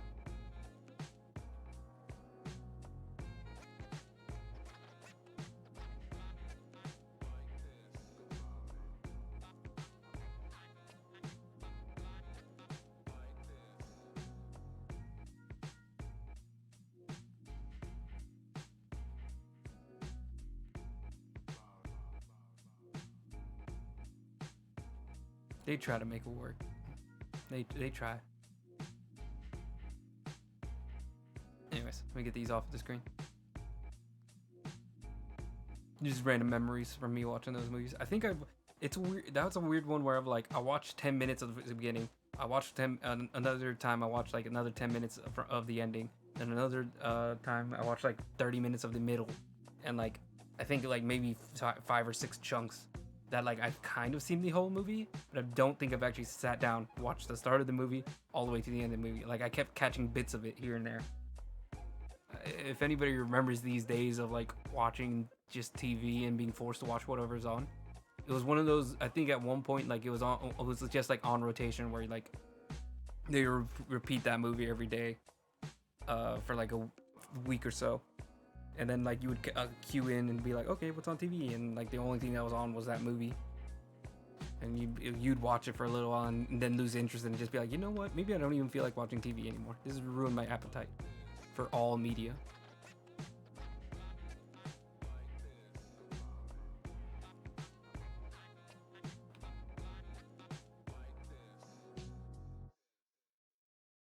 What did I do that for?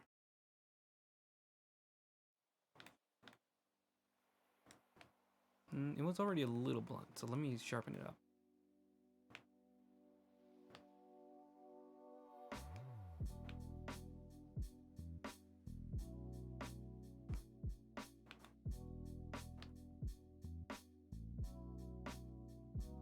Okay. This area is very kooky, and I like it. Yeah, I think we're at a good point here. All right.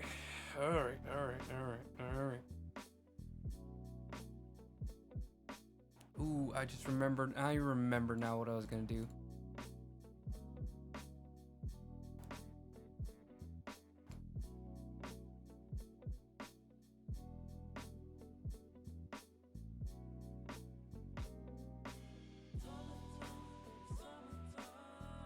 I was gonna add a bipod. That's why I drew like the wacky thing on it.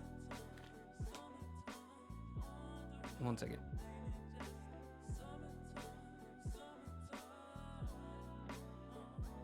I put a Scar H because that's what it's called in Call of Duty. Not shopping. I'm not looking to buy one. That's cool. That's crazy. Oh, this is pretty simple. Seeing some with like balancing things and like all this other stuff, but I'm just looking for like a very simple like one that you slide onto the rail and it's there. Oh, do they have one folded up?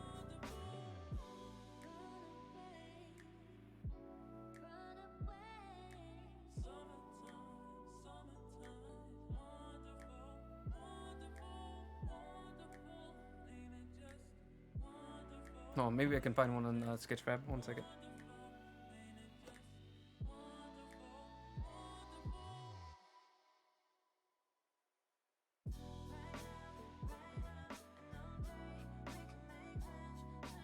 I'm looking for one with a bipod and it's also folded up bipod. I might be getting too specific for them to have one. Come on, work with me here. Work with me. Will me adding bipod work?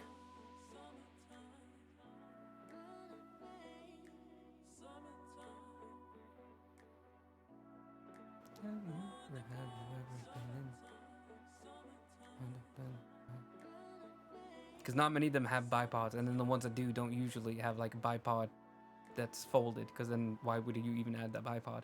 And the answer is so it looks a little bit less skinny.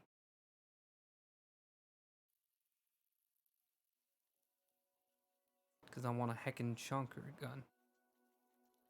Not really. I just want a gun that seems like less like hilariously thin.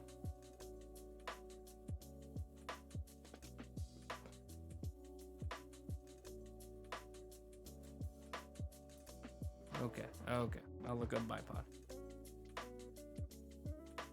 Thank you for not putting the space that I put in. Why is it not putting in the space? Thank you. Is there any way to like change the model?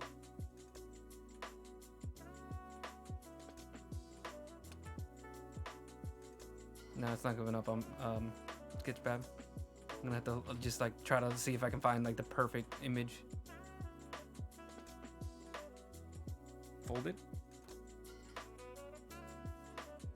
Okay, that comes up with some of them. I just need just like a close enough angle that I can tell what it looks like from like the center, like from the below.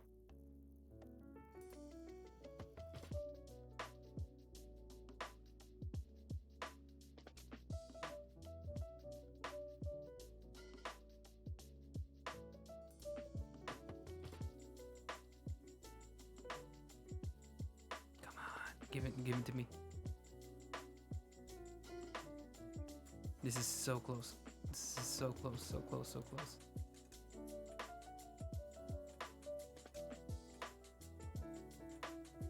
Nope, that's the wrong button.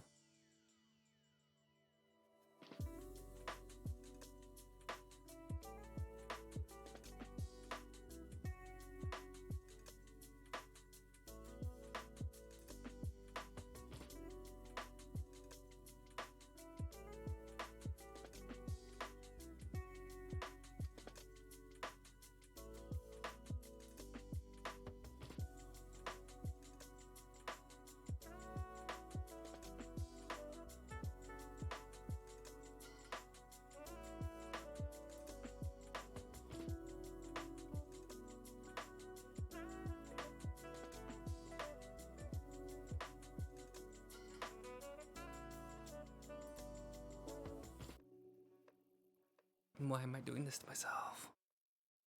Making it so much harder to work with.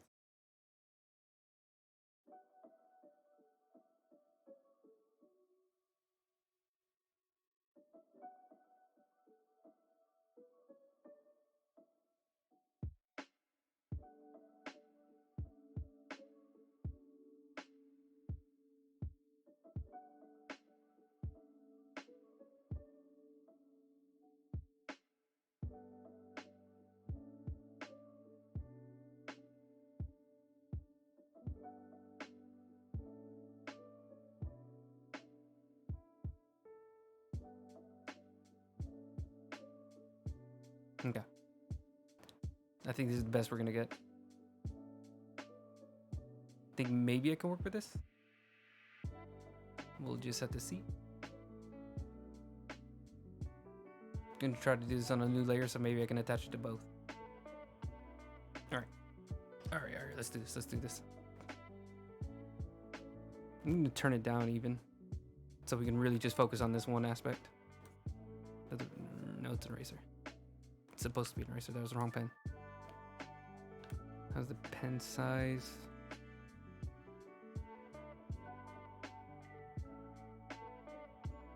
Five's right, okay. So it looks like it goes over a couple of them, so let's go with like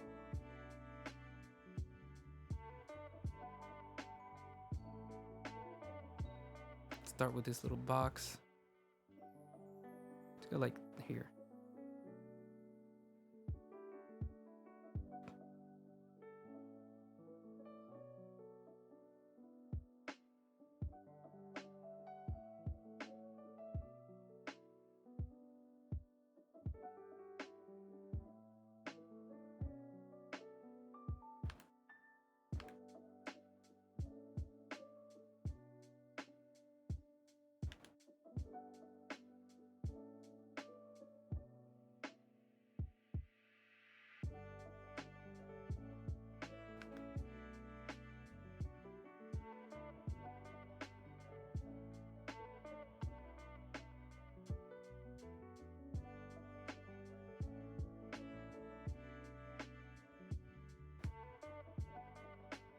I actually don't like this picture. One second. That one's a really crazy looking bipod. Let's use this one. I saw like one part of it and then I realized like it was not one that I liked.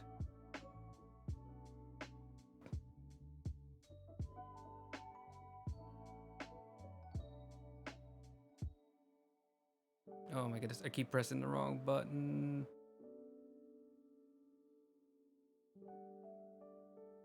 Copy image. Okay, we're there. What is happening? Come on. There we go. I got it this time. I just need to move it. Up there. All right. So this is a pretty simple one. Just like it's got the little thing. I guess locks it or something. I don't know how these things work. And then just 2 bars. And we can just get them pretty similarly shaped. They don't have to be exact.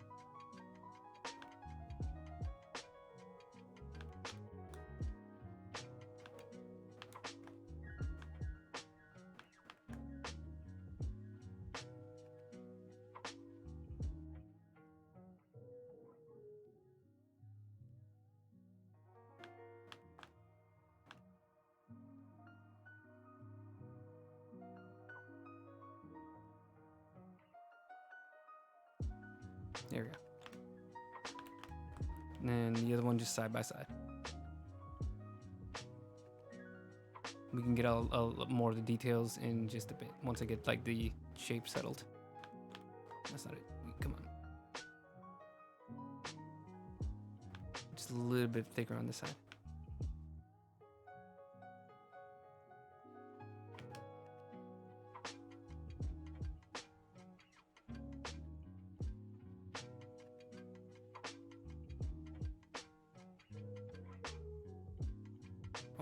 Almost right. Just a little bit.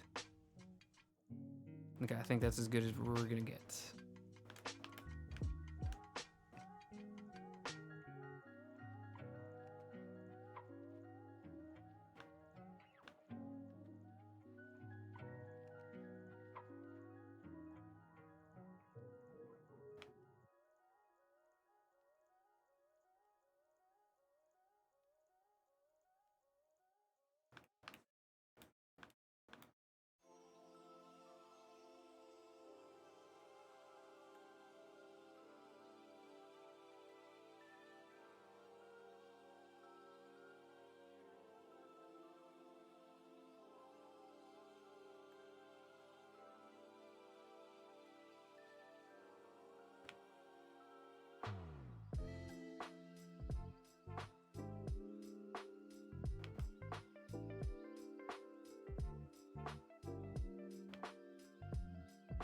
Here we go.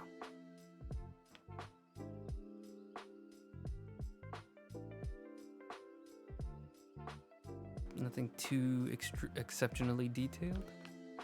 Just enough to get an idea of where we're going.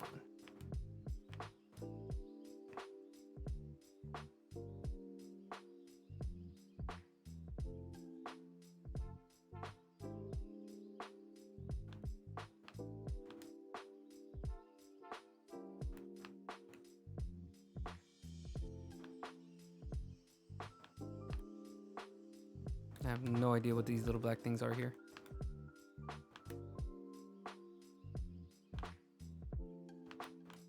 There may be some lines for,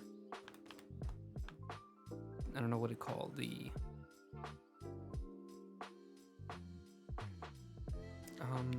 whenever you make something a little bit more rigid. I don't know what the word for that is.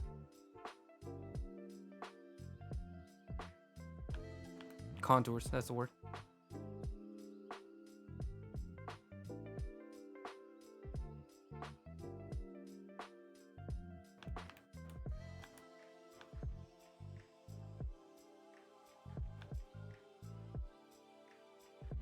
All right, let's bring up the lines.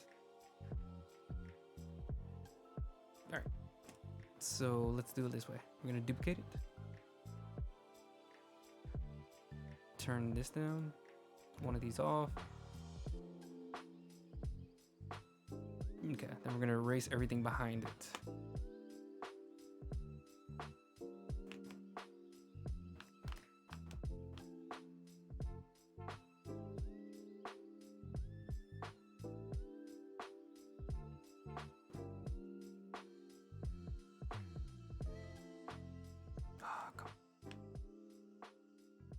I accidentally erased a little bit. I didn't need to.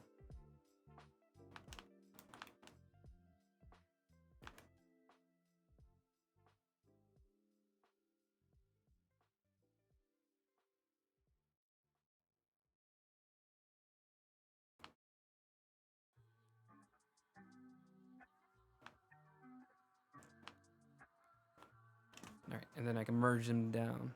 Just make it. Also make it a normal. That way they like match the way that it's. That way they match the same blending mode. Jesus, I was having trouble with that one. And we can turn it back down. So now that one's merged onto it, and we can do the same for the other one. Oh, yeah, actually, before I do that, let's compare. See if that was like. See if that helped. Let me take this giant thing out of the way.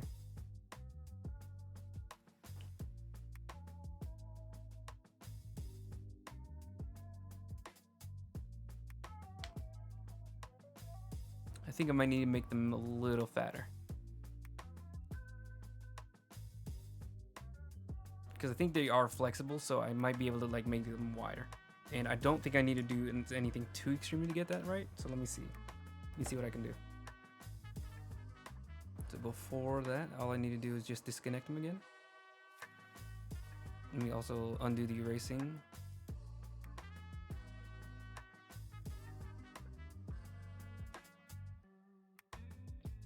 Okay, so this is right before I combine them all. So let's lower the opacity on that. Let's turn this one just off. I think we can just cut it out.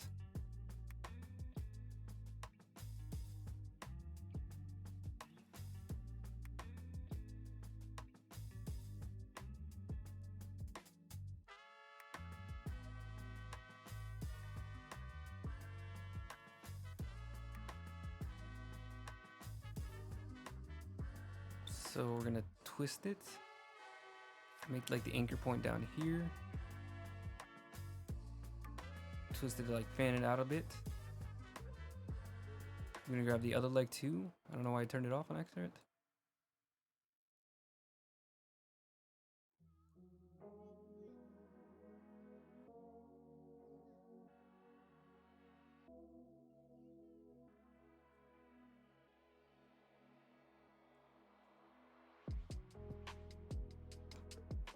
Now we can just position them independently.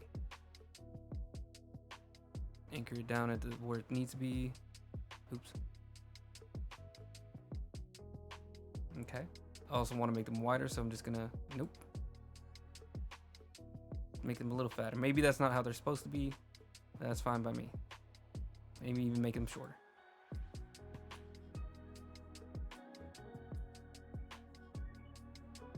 Select, deselect. Make this a little shorter to match. Fan them out a little bit. The anchor point's not on the right spot.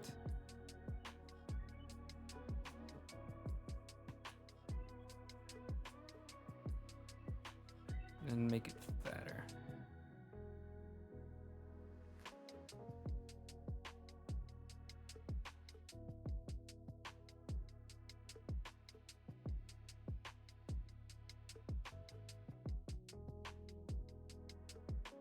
There we go. I think that's good.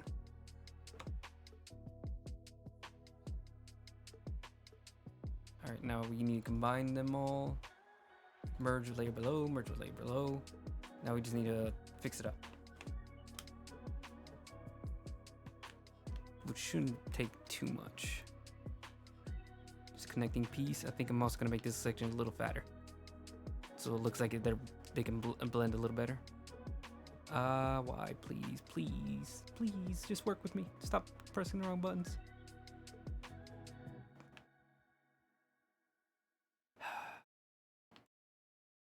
Thank you. There we go. And you make it a little fatter so it feels like it connects a little easier. Something like that.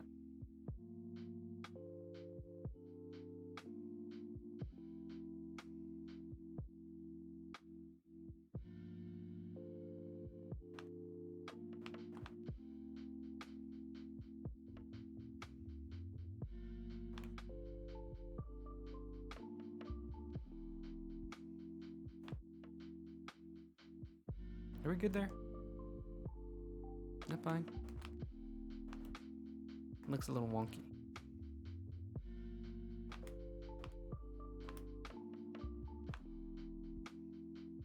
Maybe having them spread out like that was a wrong idea. Crap, crap, crap, crap, crap, crap, crap, crap, crap, crap, crap, crap, crap, crap, crap, crap, crap, crap, crap. Holy crap, how many undos do I need to do? I don't remember making this many edits. Oh my goodness. Okay, we're gonna just scroll all the way back up to merge. There we go. Should have checked this before I even like said I was finished. Oop, that's not what I meant to do.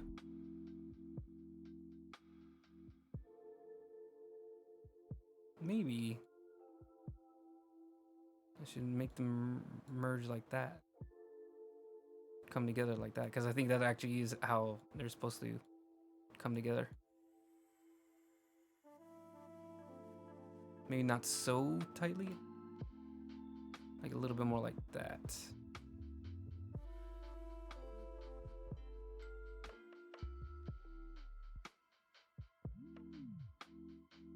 How are we looking?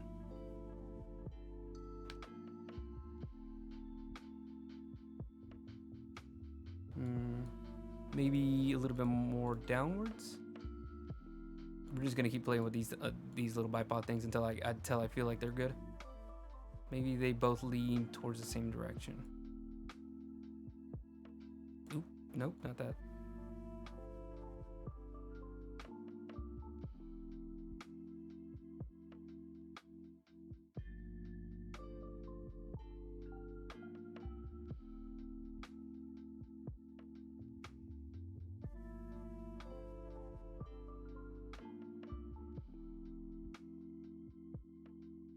Maybe actually like deployed. Maybe that will make it look a little bit more better.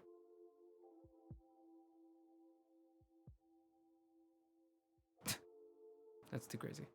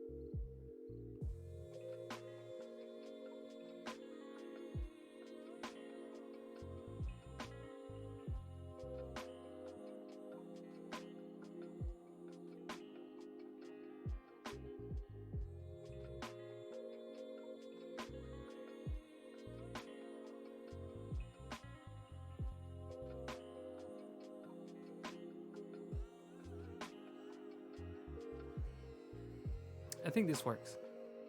I think this is the one. Just having them like a little bit forward, a little bit out, kind of out of the way, but they still add like a little bit more weight to the front end. Wait, do the people usually have the pistol grip and the bipod? Is that a thing? Okay, yeah, you can have both. I thought I was crazy for a second. I mean, I guess it's technically a little unnecessary, but I guess it lets you switch between the two easier. But who needs logic anyways? All right, let's put these a little bit more snugly onto the like its base. This one doesn't need to be moved too much. This one's good here. You, however, need a little bit more towards here. We are gonna wind it in it a little bit though.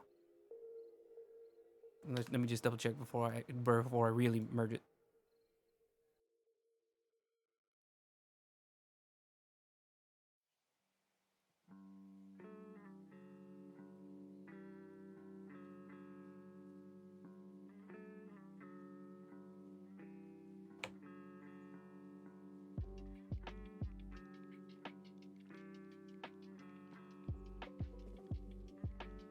Okay, now we're gonna fix this.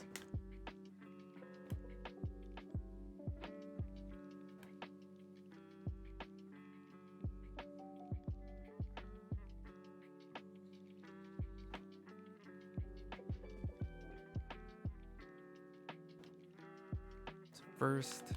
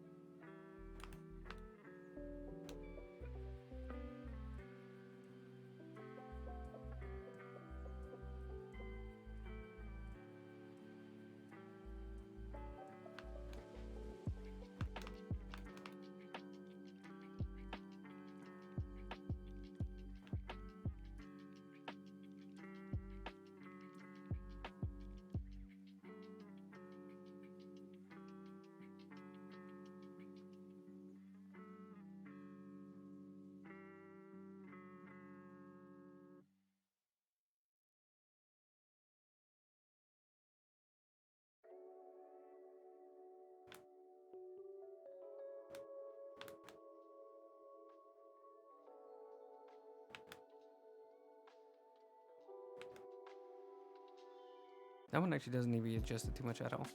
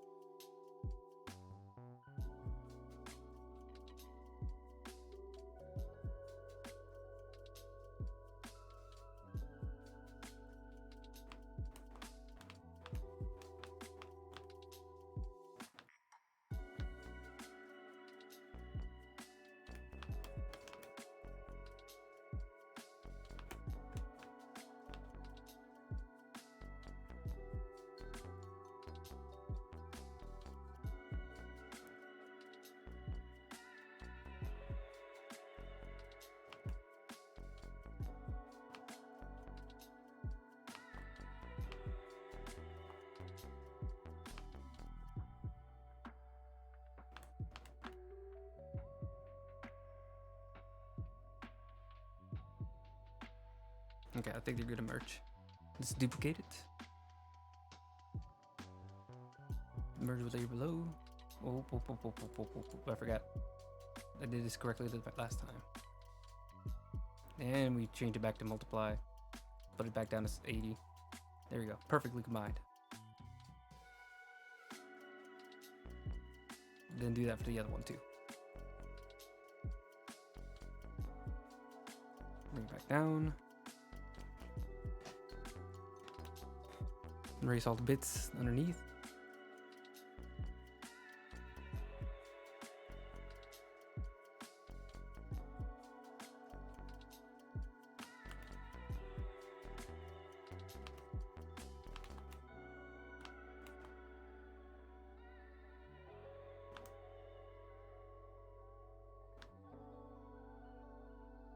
Okay.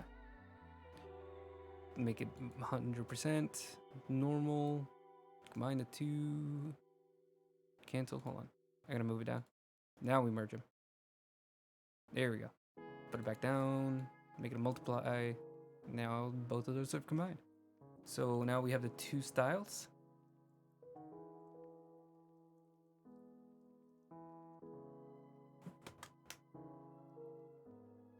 Hello. I'm just working on the line art again for this character. I was gonna move on to the rendering, or at least getting some of the shadows in, but it's already been like 2 hours of me just trying to fix up the line art. Basically, what I was doing was just trying to get this. I was just experimenting with like a different hairstyle, trying to make it a little bit more wacky, because I feel like the regular line art is a little bit too subdued. So he has like the, just like a suit. He has a tie, very subdued outfit. And I think with the hair just being like a well-kept medium long hair, it felt a little bit too closed off visually, like conceptually. So I decided to give him just like some really crazy hair. Like if everything else stays the same, like he still has the suit tie look, it looks like a very organized contractor. Maybe I need to go wacky somewhere else in the design. And I think this feels good. I think this feels right.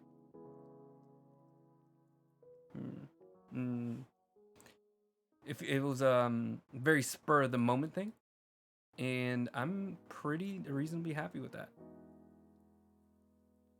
Ooh, hold on. I just noticed that this is a little wonky. Let me see if I can fix this digitally actually without having to redraw it. Just want to grow this a little bit here.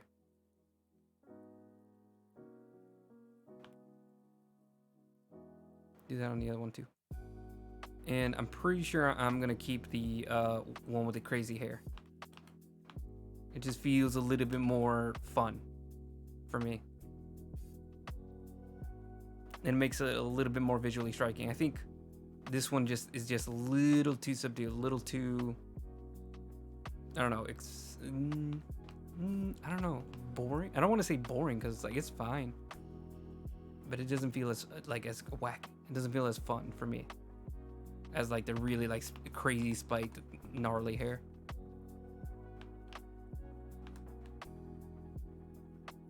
Sure. Hang on a second.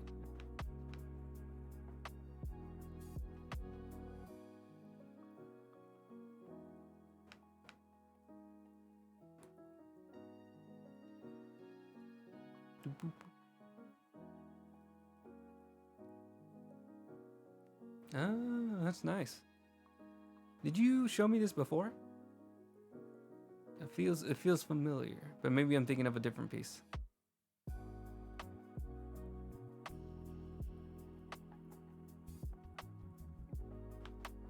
Yeah, I really like it. It seems like you have two different colorings on here. Is there a difference between the two? Like, is one of the, I think one of the second image is like the work in progress rough, or maybe I'm getting it backwards. Let me see. And I see all the distortion effects you got on there. It's really nice.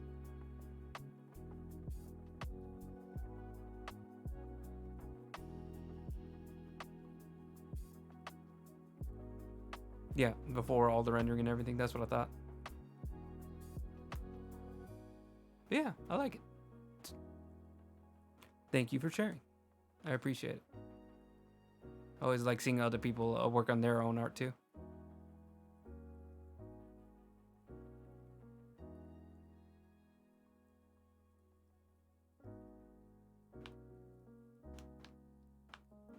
All right.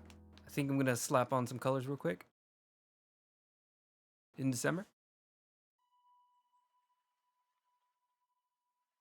Mm-hmm. Very nice.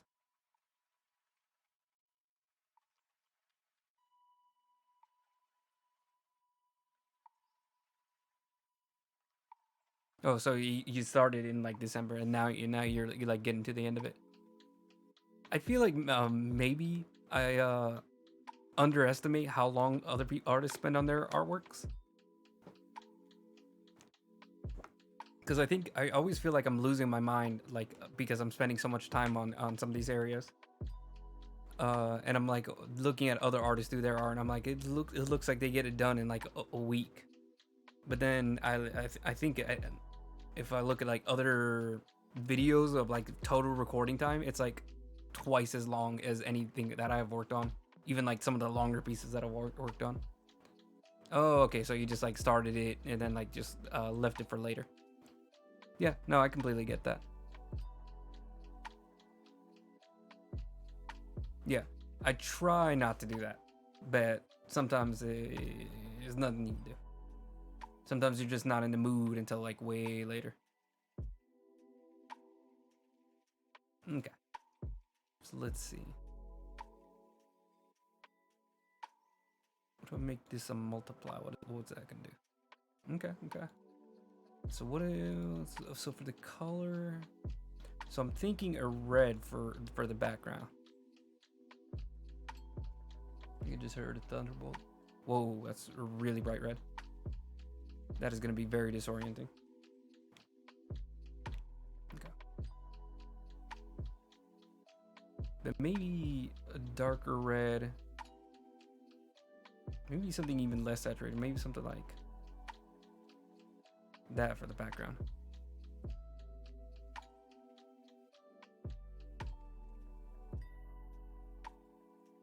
Yeah. I mean, tell me about it. I get very displeased with my artwork all the time. I always tell people who like get very frustrated with their art to like stick it out, wait till you're done, and then decide whether or not you like really hate it. Because it's always like, even for like some of my favorite pieces, it's like my mindset while I'm working on it is, this is the worst thing I've ever done. This is the worst thing I've ever done. I'm ruining this. I'm ruining this. I'm ruining this. And then I'm finally finished. I'm like, you know what? That's pretty good. That's pretty decent. I did pretty good at that. And then I like pat myself on the back. Like I knew I had it in me. Never doubted myself once. That's the wrong. Oh no, that's the right one. Oh, that's nice. That's nice. And I think what I'm gonna do is I'm gonna, let's see. Let me get this good. Yeah, something. Oh my goodness, I love the way that this guy looks at that. That's so crazy. And what I'm gonna do with that? Let's put that in a group. Let's see if I can make this work. Just like as a quick rough.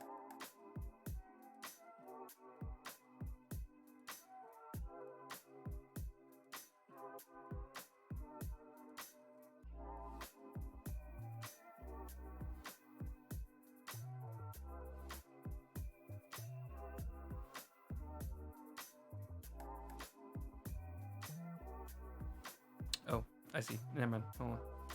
Make that an erase layer first. Yeah, here we go.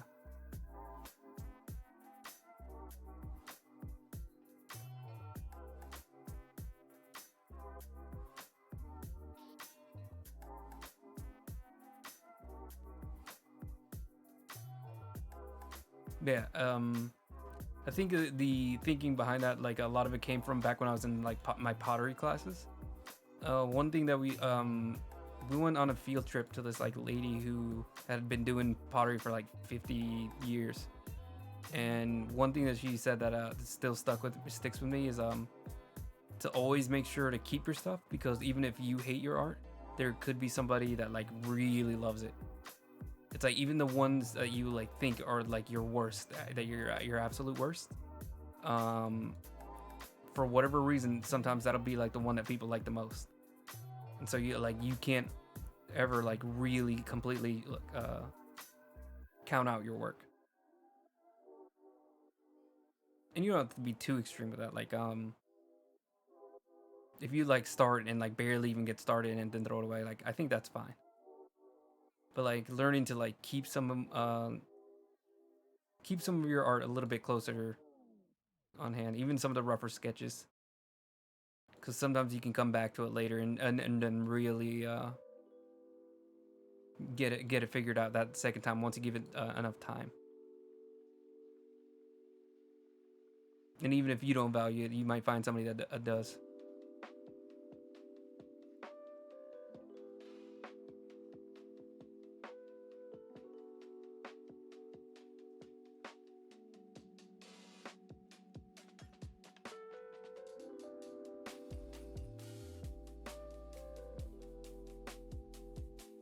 Oops. Oops. There we go.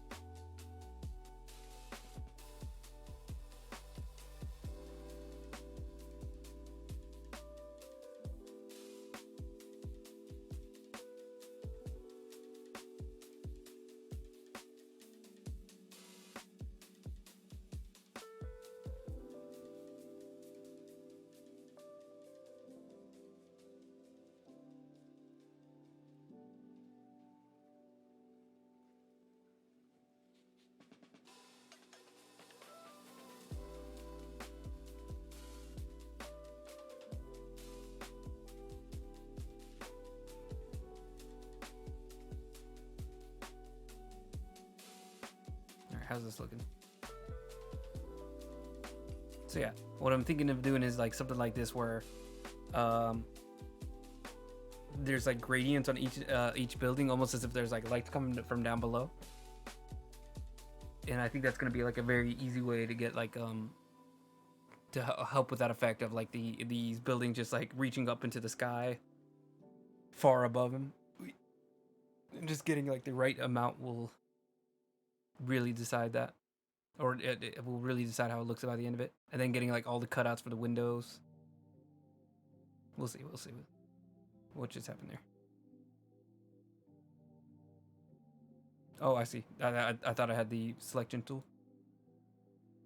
It's getting very stormy around where I'm at, and I'm also getting very tired. So I might call it. I'm gonna do this one last building, and then I'm gonna call it.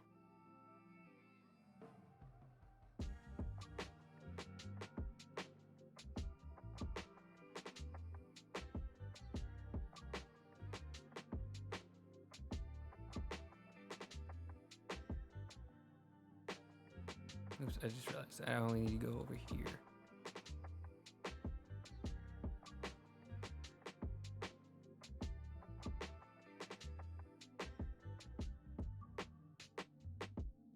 What? Oh, wrong layer.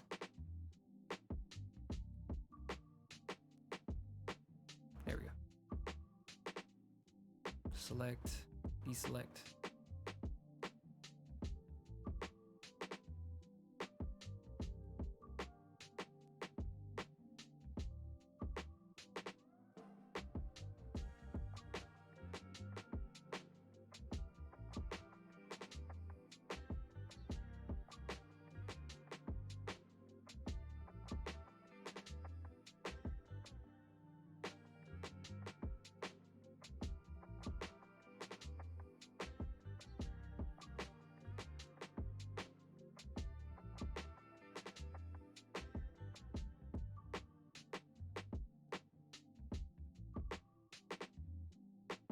Okay. That was a little too much.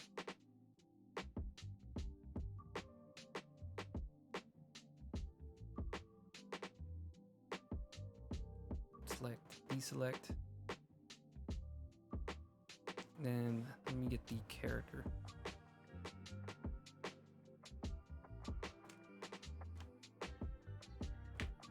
Let me get like a good neutral color.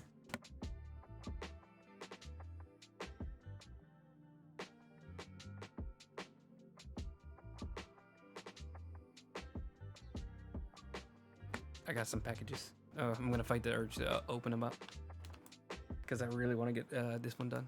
Let me see. Oh, what was I don't remember what I was doing. Let's see. Let's grab like a good neutral color that won't blind me. Something a little fit like this. This palette that I got already going on. I'm thinking of going monochromatic, like all reds, maybe some whites. We'll see. Let's try this one. How's this gonna be for like a? It's an eraser. Not gonna be blinding. Let's go something a little bit less saturated. Yeah, that's the one. That's this one I like.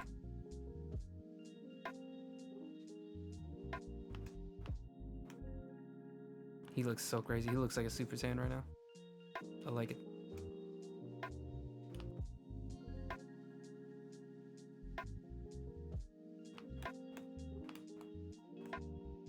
Just to have them like separated from the background.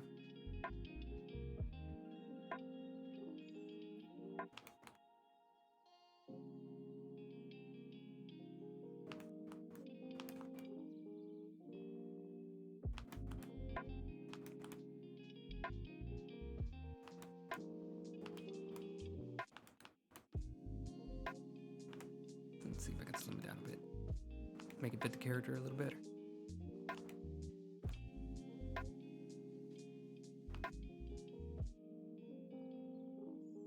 Let's see.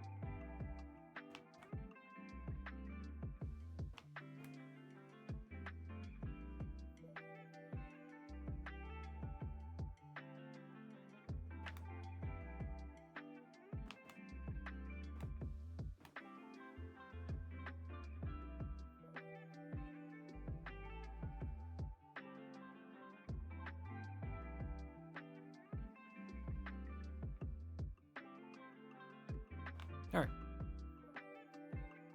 There you go. Just a little feeler for how what direction we're probably going to be going with. I'll try to make sure I spend some time to look this over and really get more of a game plan of how I want to render everything out. I have sort of an idea already, but I just want to make sure I actually leave myself some room to explore things. Maybe what I need to absolutely do is just like write notes like I usually do. I don't know why I haven't been doing that. But anyways, that's going to be it for today. Thank you everybody who was here, even if it was only for a few minutes. I'm going to go and do my sign off. I just really appreciate everybody spending time with me, even if and taking their time out of the day just to like hang out, chat, and see my art. Hold on. Let me focus. I don't know why I'm so distracted. Okay. Yeah, I really do appreciate it because it means a lot to me that anybody like thinks of me like that. You know, like that my artwork is enough to impress anybody. Like it's really just like something that I always do on myself. Oh, hello. Hey there, Iramir. But yeah, finishing up with today. We basically spent the entire stream just doing the hair and a little bit with the gun to make it a little bit less skinny because it just looks a little funny like that. All I did was attach a bipod, but anyways. And then also getting just some really quick colors down. I'm thinking maybe doing monochromatic piece in red, but we'll see. But hopefully by the next stream I should have a better plan on exactly how I'm going to render everything out and see if maybe I'm going to do something a little bit different. Let me double check to make sure I don't have anything coming up this week.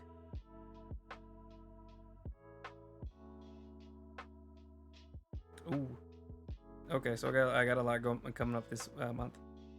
All right, so it looks like next Tuesday I might be able to do the stream. Hopefully will, because I'm gonna basically have a dentist appointment really early in the morning, so I will have to take a nap in order to have enough energy for doing it today.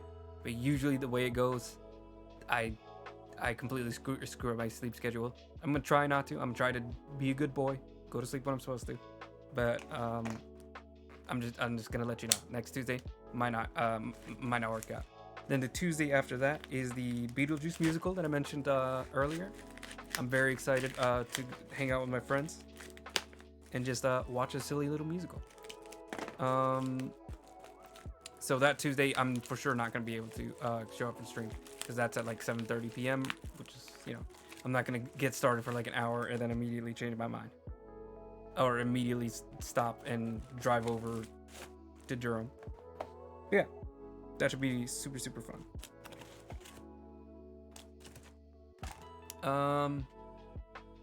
Yeah, but usually 6:30 p.m. Eastern Standard Time. I'm gonna be working on the rest of this character. I like the change in direction, but like I said, I'm gonna give it a little bit more time to actually think about the direction I want to go with as far as the rest of the piece and what techniques I'm gonna be using. Yeah, let me go and shout out the other social media. Check out my Instagram and my YouTube channels. My Instagram is the same name. It's usually where I post things most up to date. I plan on posting something tomorrow. Am I even on camera? Let me make sure. Okay, yeah, I'm on camera. Jeez. I have not been paying attention to my hair though. Anyways, I don't know why I'm worried about it in the last 5 minutes. But yeah, check out my Instagram. I'll have something posted tomorrow. Hopefully, if I'm not an idiot. Which, go on. I am kind of an idiot. It's very likely that I will forget. But yeah. Check out my Instagram. Go ahead and give me a follow. Give me a like on any of my posts. They're meaningless numbers, but I really do legitimately like it. It makes me smile. It's lame, I know, but it makes me feel good. Just having somebody look at my stuff and just take like 2 seconds. But anyways, and then I have my YouTube channel. So there is the full stream archive, which is just the entire stream uploaded and for posterity. And in case anybody wants to catch up, it's uploaded to the full stream archive. Then I also have my time-lapse channel where everything is sped up to around 5 minutes, so you can see the entire stream and catch up if you don't have the time to chill out for the full 2, 3, 4 hour version. And then whenever I'm finished with the piece, I combine them all into what I call a supercut, which is all the time lapses combined into maybe like 10 to 15 minutes. So you get to see the very, very first lines of the drawing, the sketchy parts, and then you get to see all the way to the final rendering, final edits, all that good stuff. It makes it look very cool. Makes it look like I actually know what I'm doing. I'm in love with those. They're very fun to work on. Check out my DeviantArt if you want to see some of my older work and some of my stuff that I don't really feel like is good enough to post to my full Instagram, like stuff that didn't work out or just sketches that aren't enough for its own full post. And then you can also see my old stuff if you want to see some embarrassing artwork that, see where I started from. Like I said, middle school, high school is when I finally started taking art seriously. Everything before was very, very like trying to learn everything from my own brain without actually taking the time to look up any lessons or that kind of thing, looking up references online. But yeah, feel free to check that out. Let's see. Check out my commission sheet down below. I'd love to help you work on your commissions. I'm a little busy for this month and maybe the next few weeks, but you can at least text me. What am I talking about? Email me or message me on Instagram and we can work it out. If you don't understand the chart down below as far as pricing, we can be a little bit more specific and talk it out. I'd love to draw tabletop role-playing characters, so your Dungeons and Dragons, your Vampire the Masquerades, your Cyberpunks even, or just maybe characters you like from your like your favorite anime and such. Like Batman I could draw for you, Hellboy I could draw for you. I could draw Marvel characters if you want me to, but yeah, just check it out and we can talk about it. I'd really appreciate it, and I just like finding out more about other people's characters and being able to have fun with the design. You know, like I like trying to explore a bunch of different things. Check out my, if you don't want to go ahead and do a commission, but you want to just a one-time small little donation, I also have my PayPal link down below. So if you just want to drop a little thing there, I'd really appreciate it. It just means a lot to me, knowing that somebody's willing to, you know, part with their money, like, for my art. Like, that's crazy. That's super coconuts. But yeah, I'd really appreciate that. It also makes me feel like, you know, I'm spending my time wisely, and, you know, it's worth spending more time on here, and, you know, improving the quality of the stream and all that. I'd be here anyways, even if nobody was giving me money. But, you know, like, it just makes it just makes me, like, it makes my heart warm, you know, like, it makes me all fuzzy on the inside. And I can tell people, like, I get paid to draw online like that. That's crazy. That's cool. That's awesome. Makes me feel great. But yeah, that's gonna be it. Thank you everybody who's here again. Just, you know, even if you're here just watching it, you know, in the future, on the archive, I really appreciate it. Thank you again. Thank you, and have a good night. Bye bye.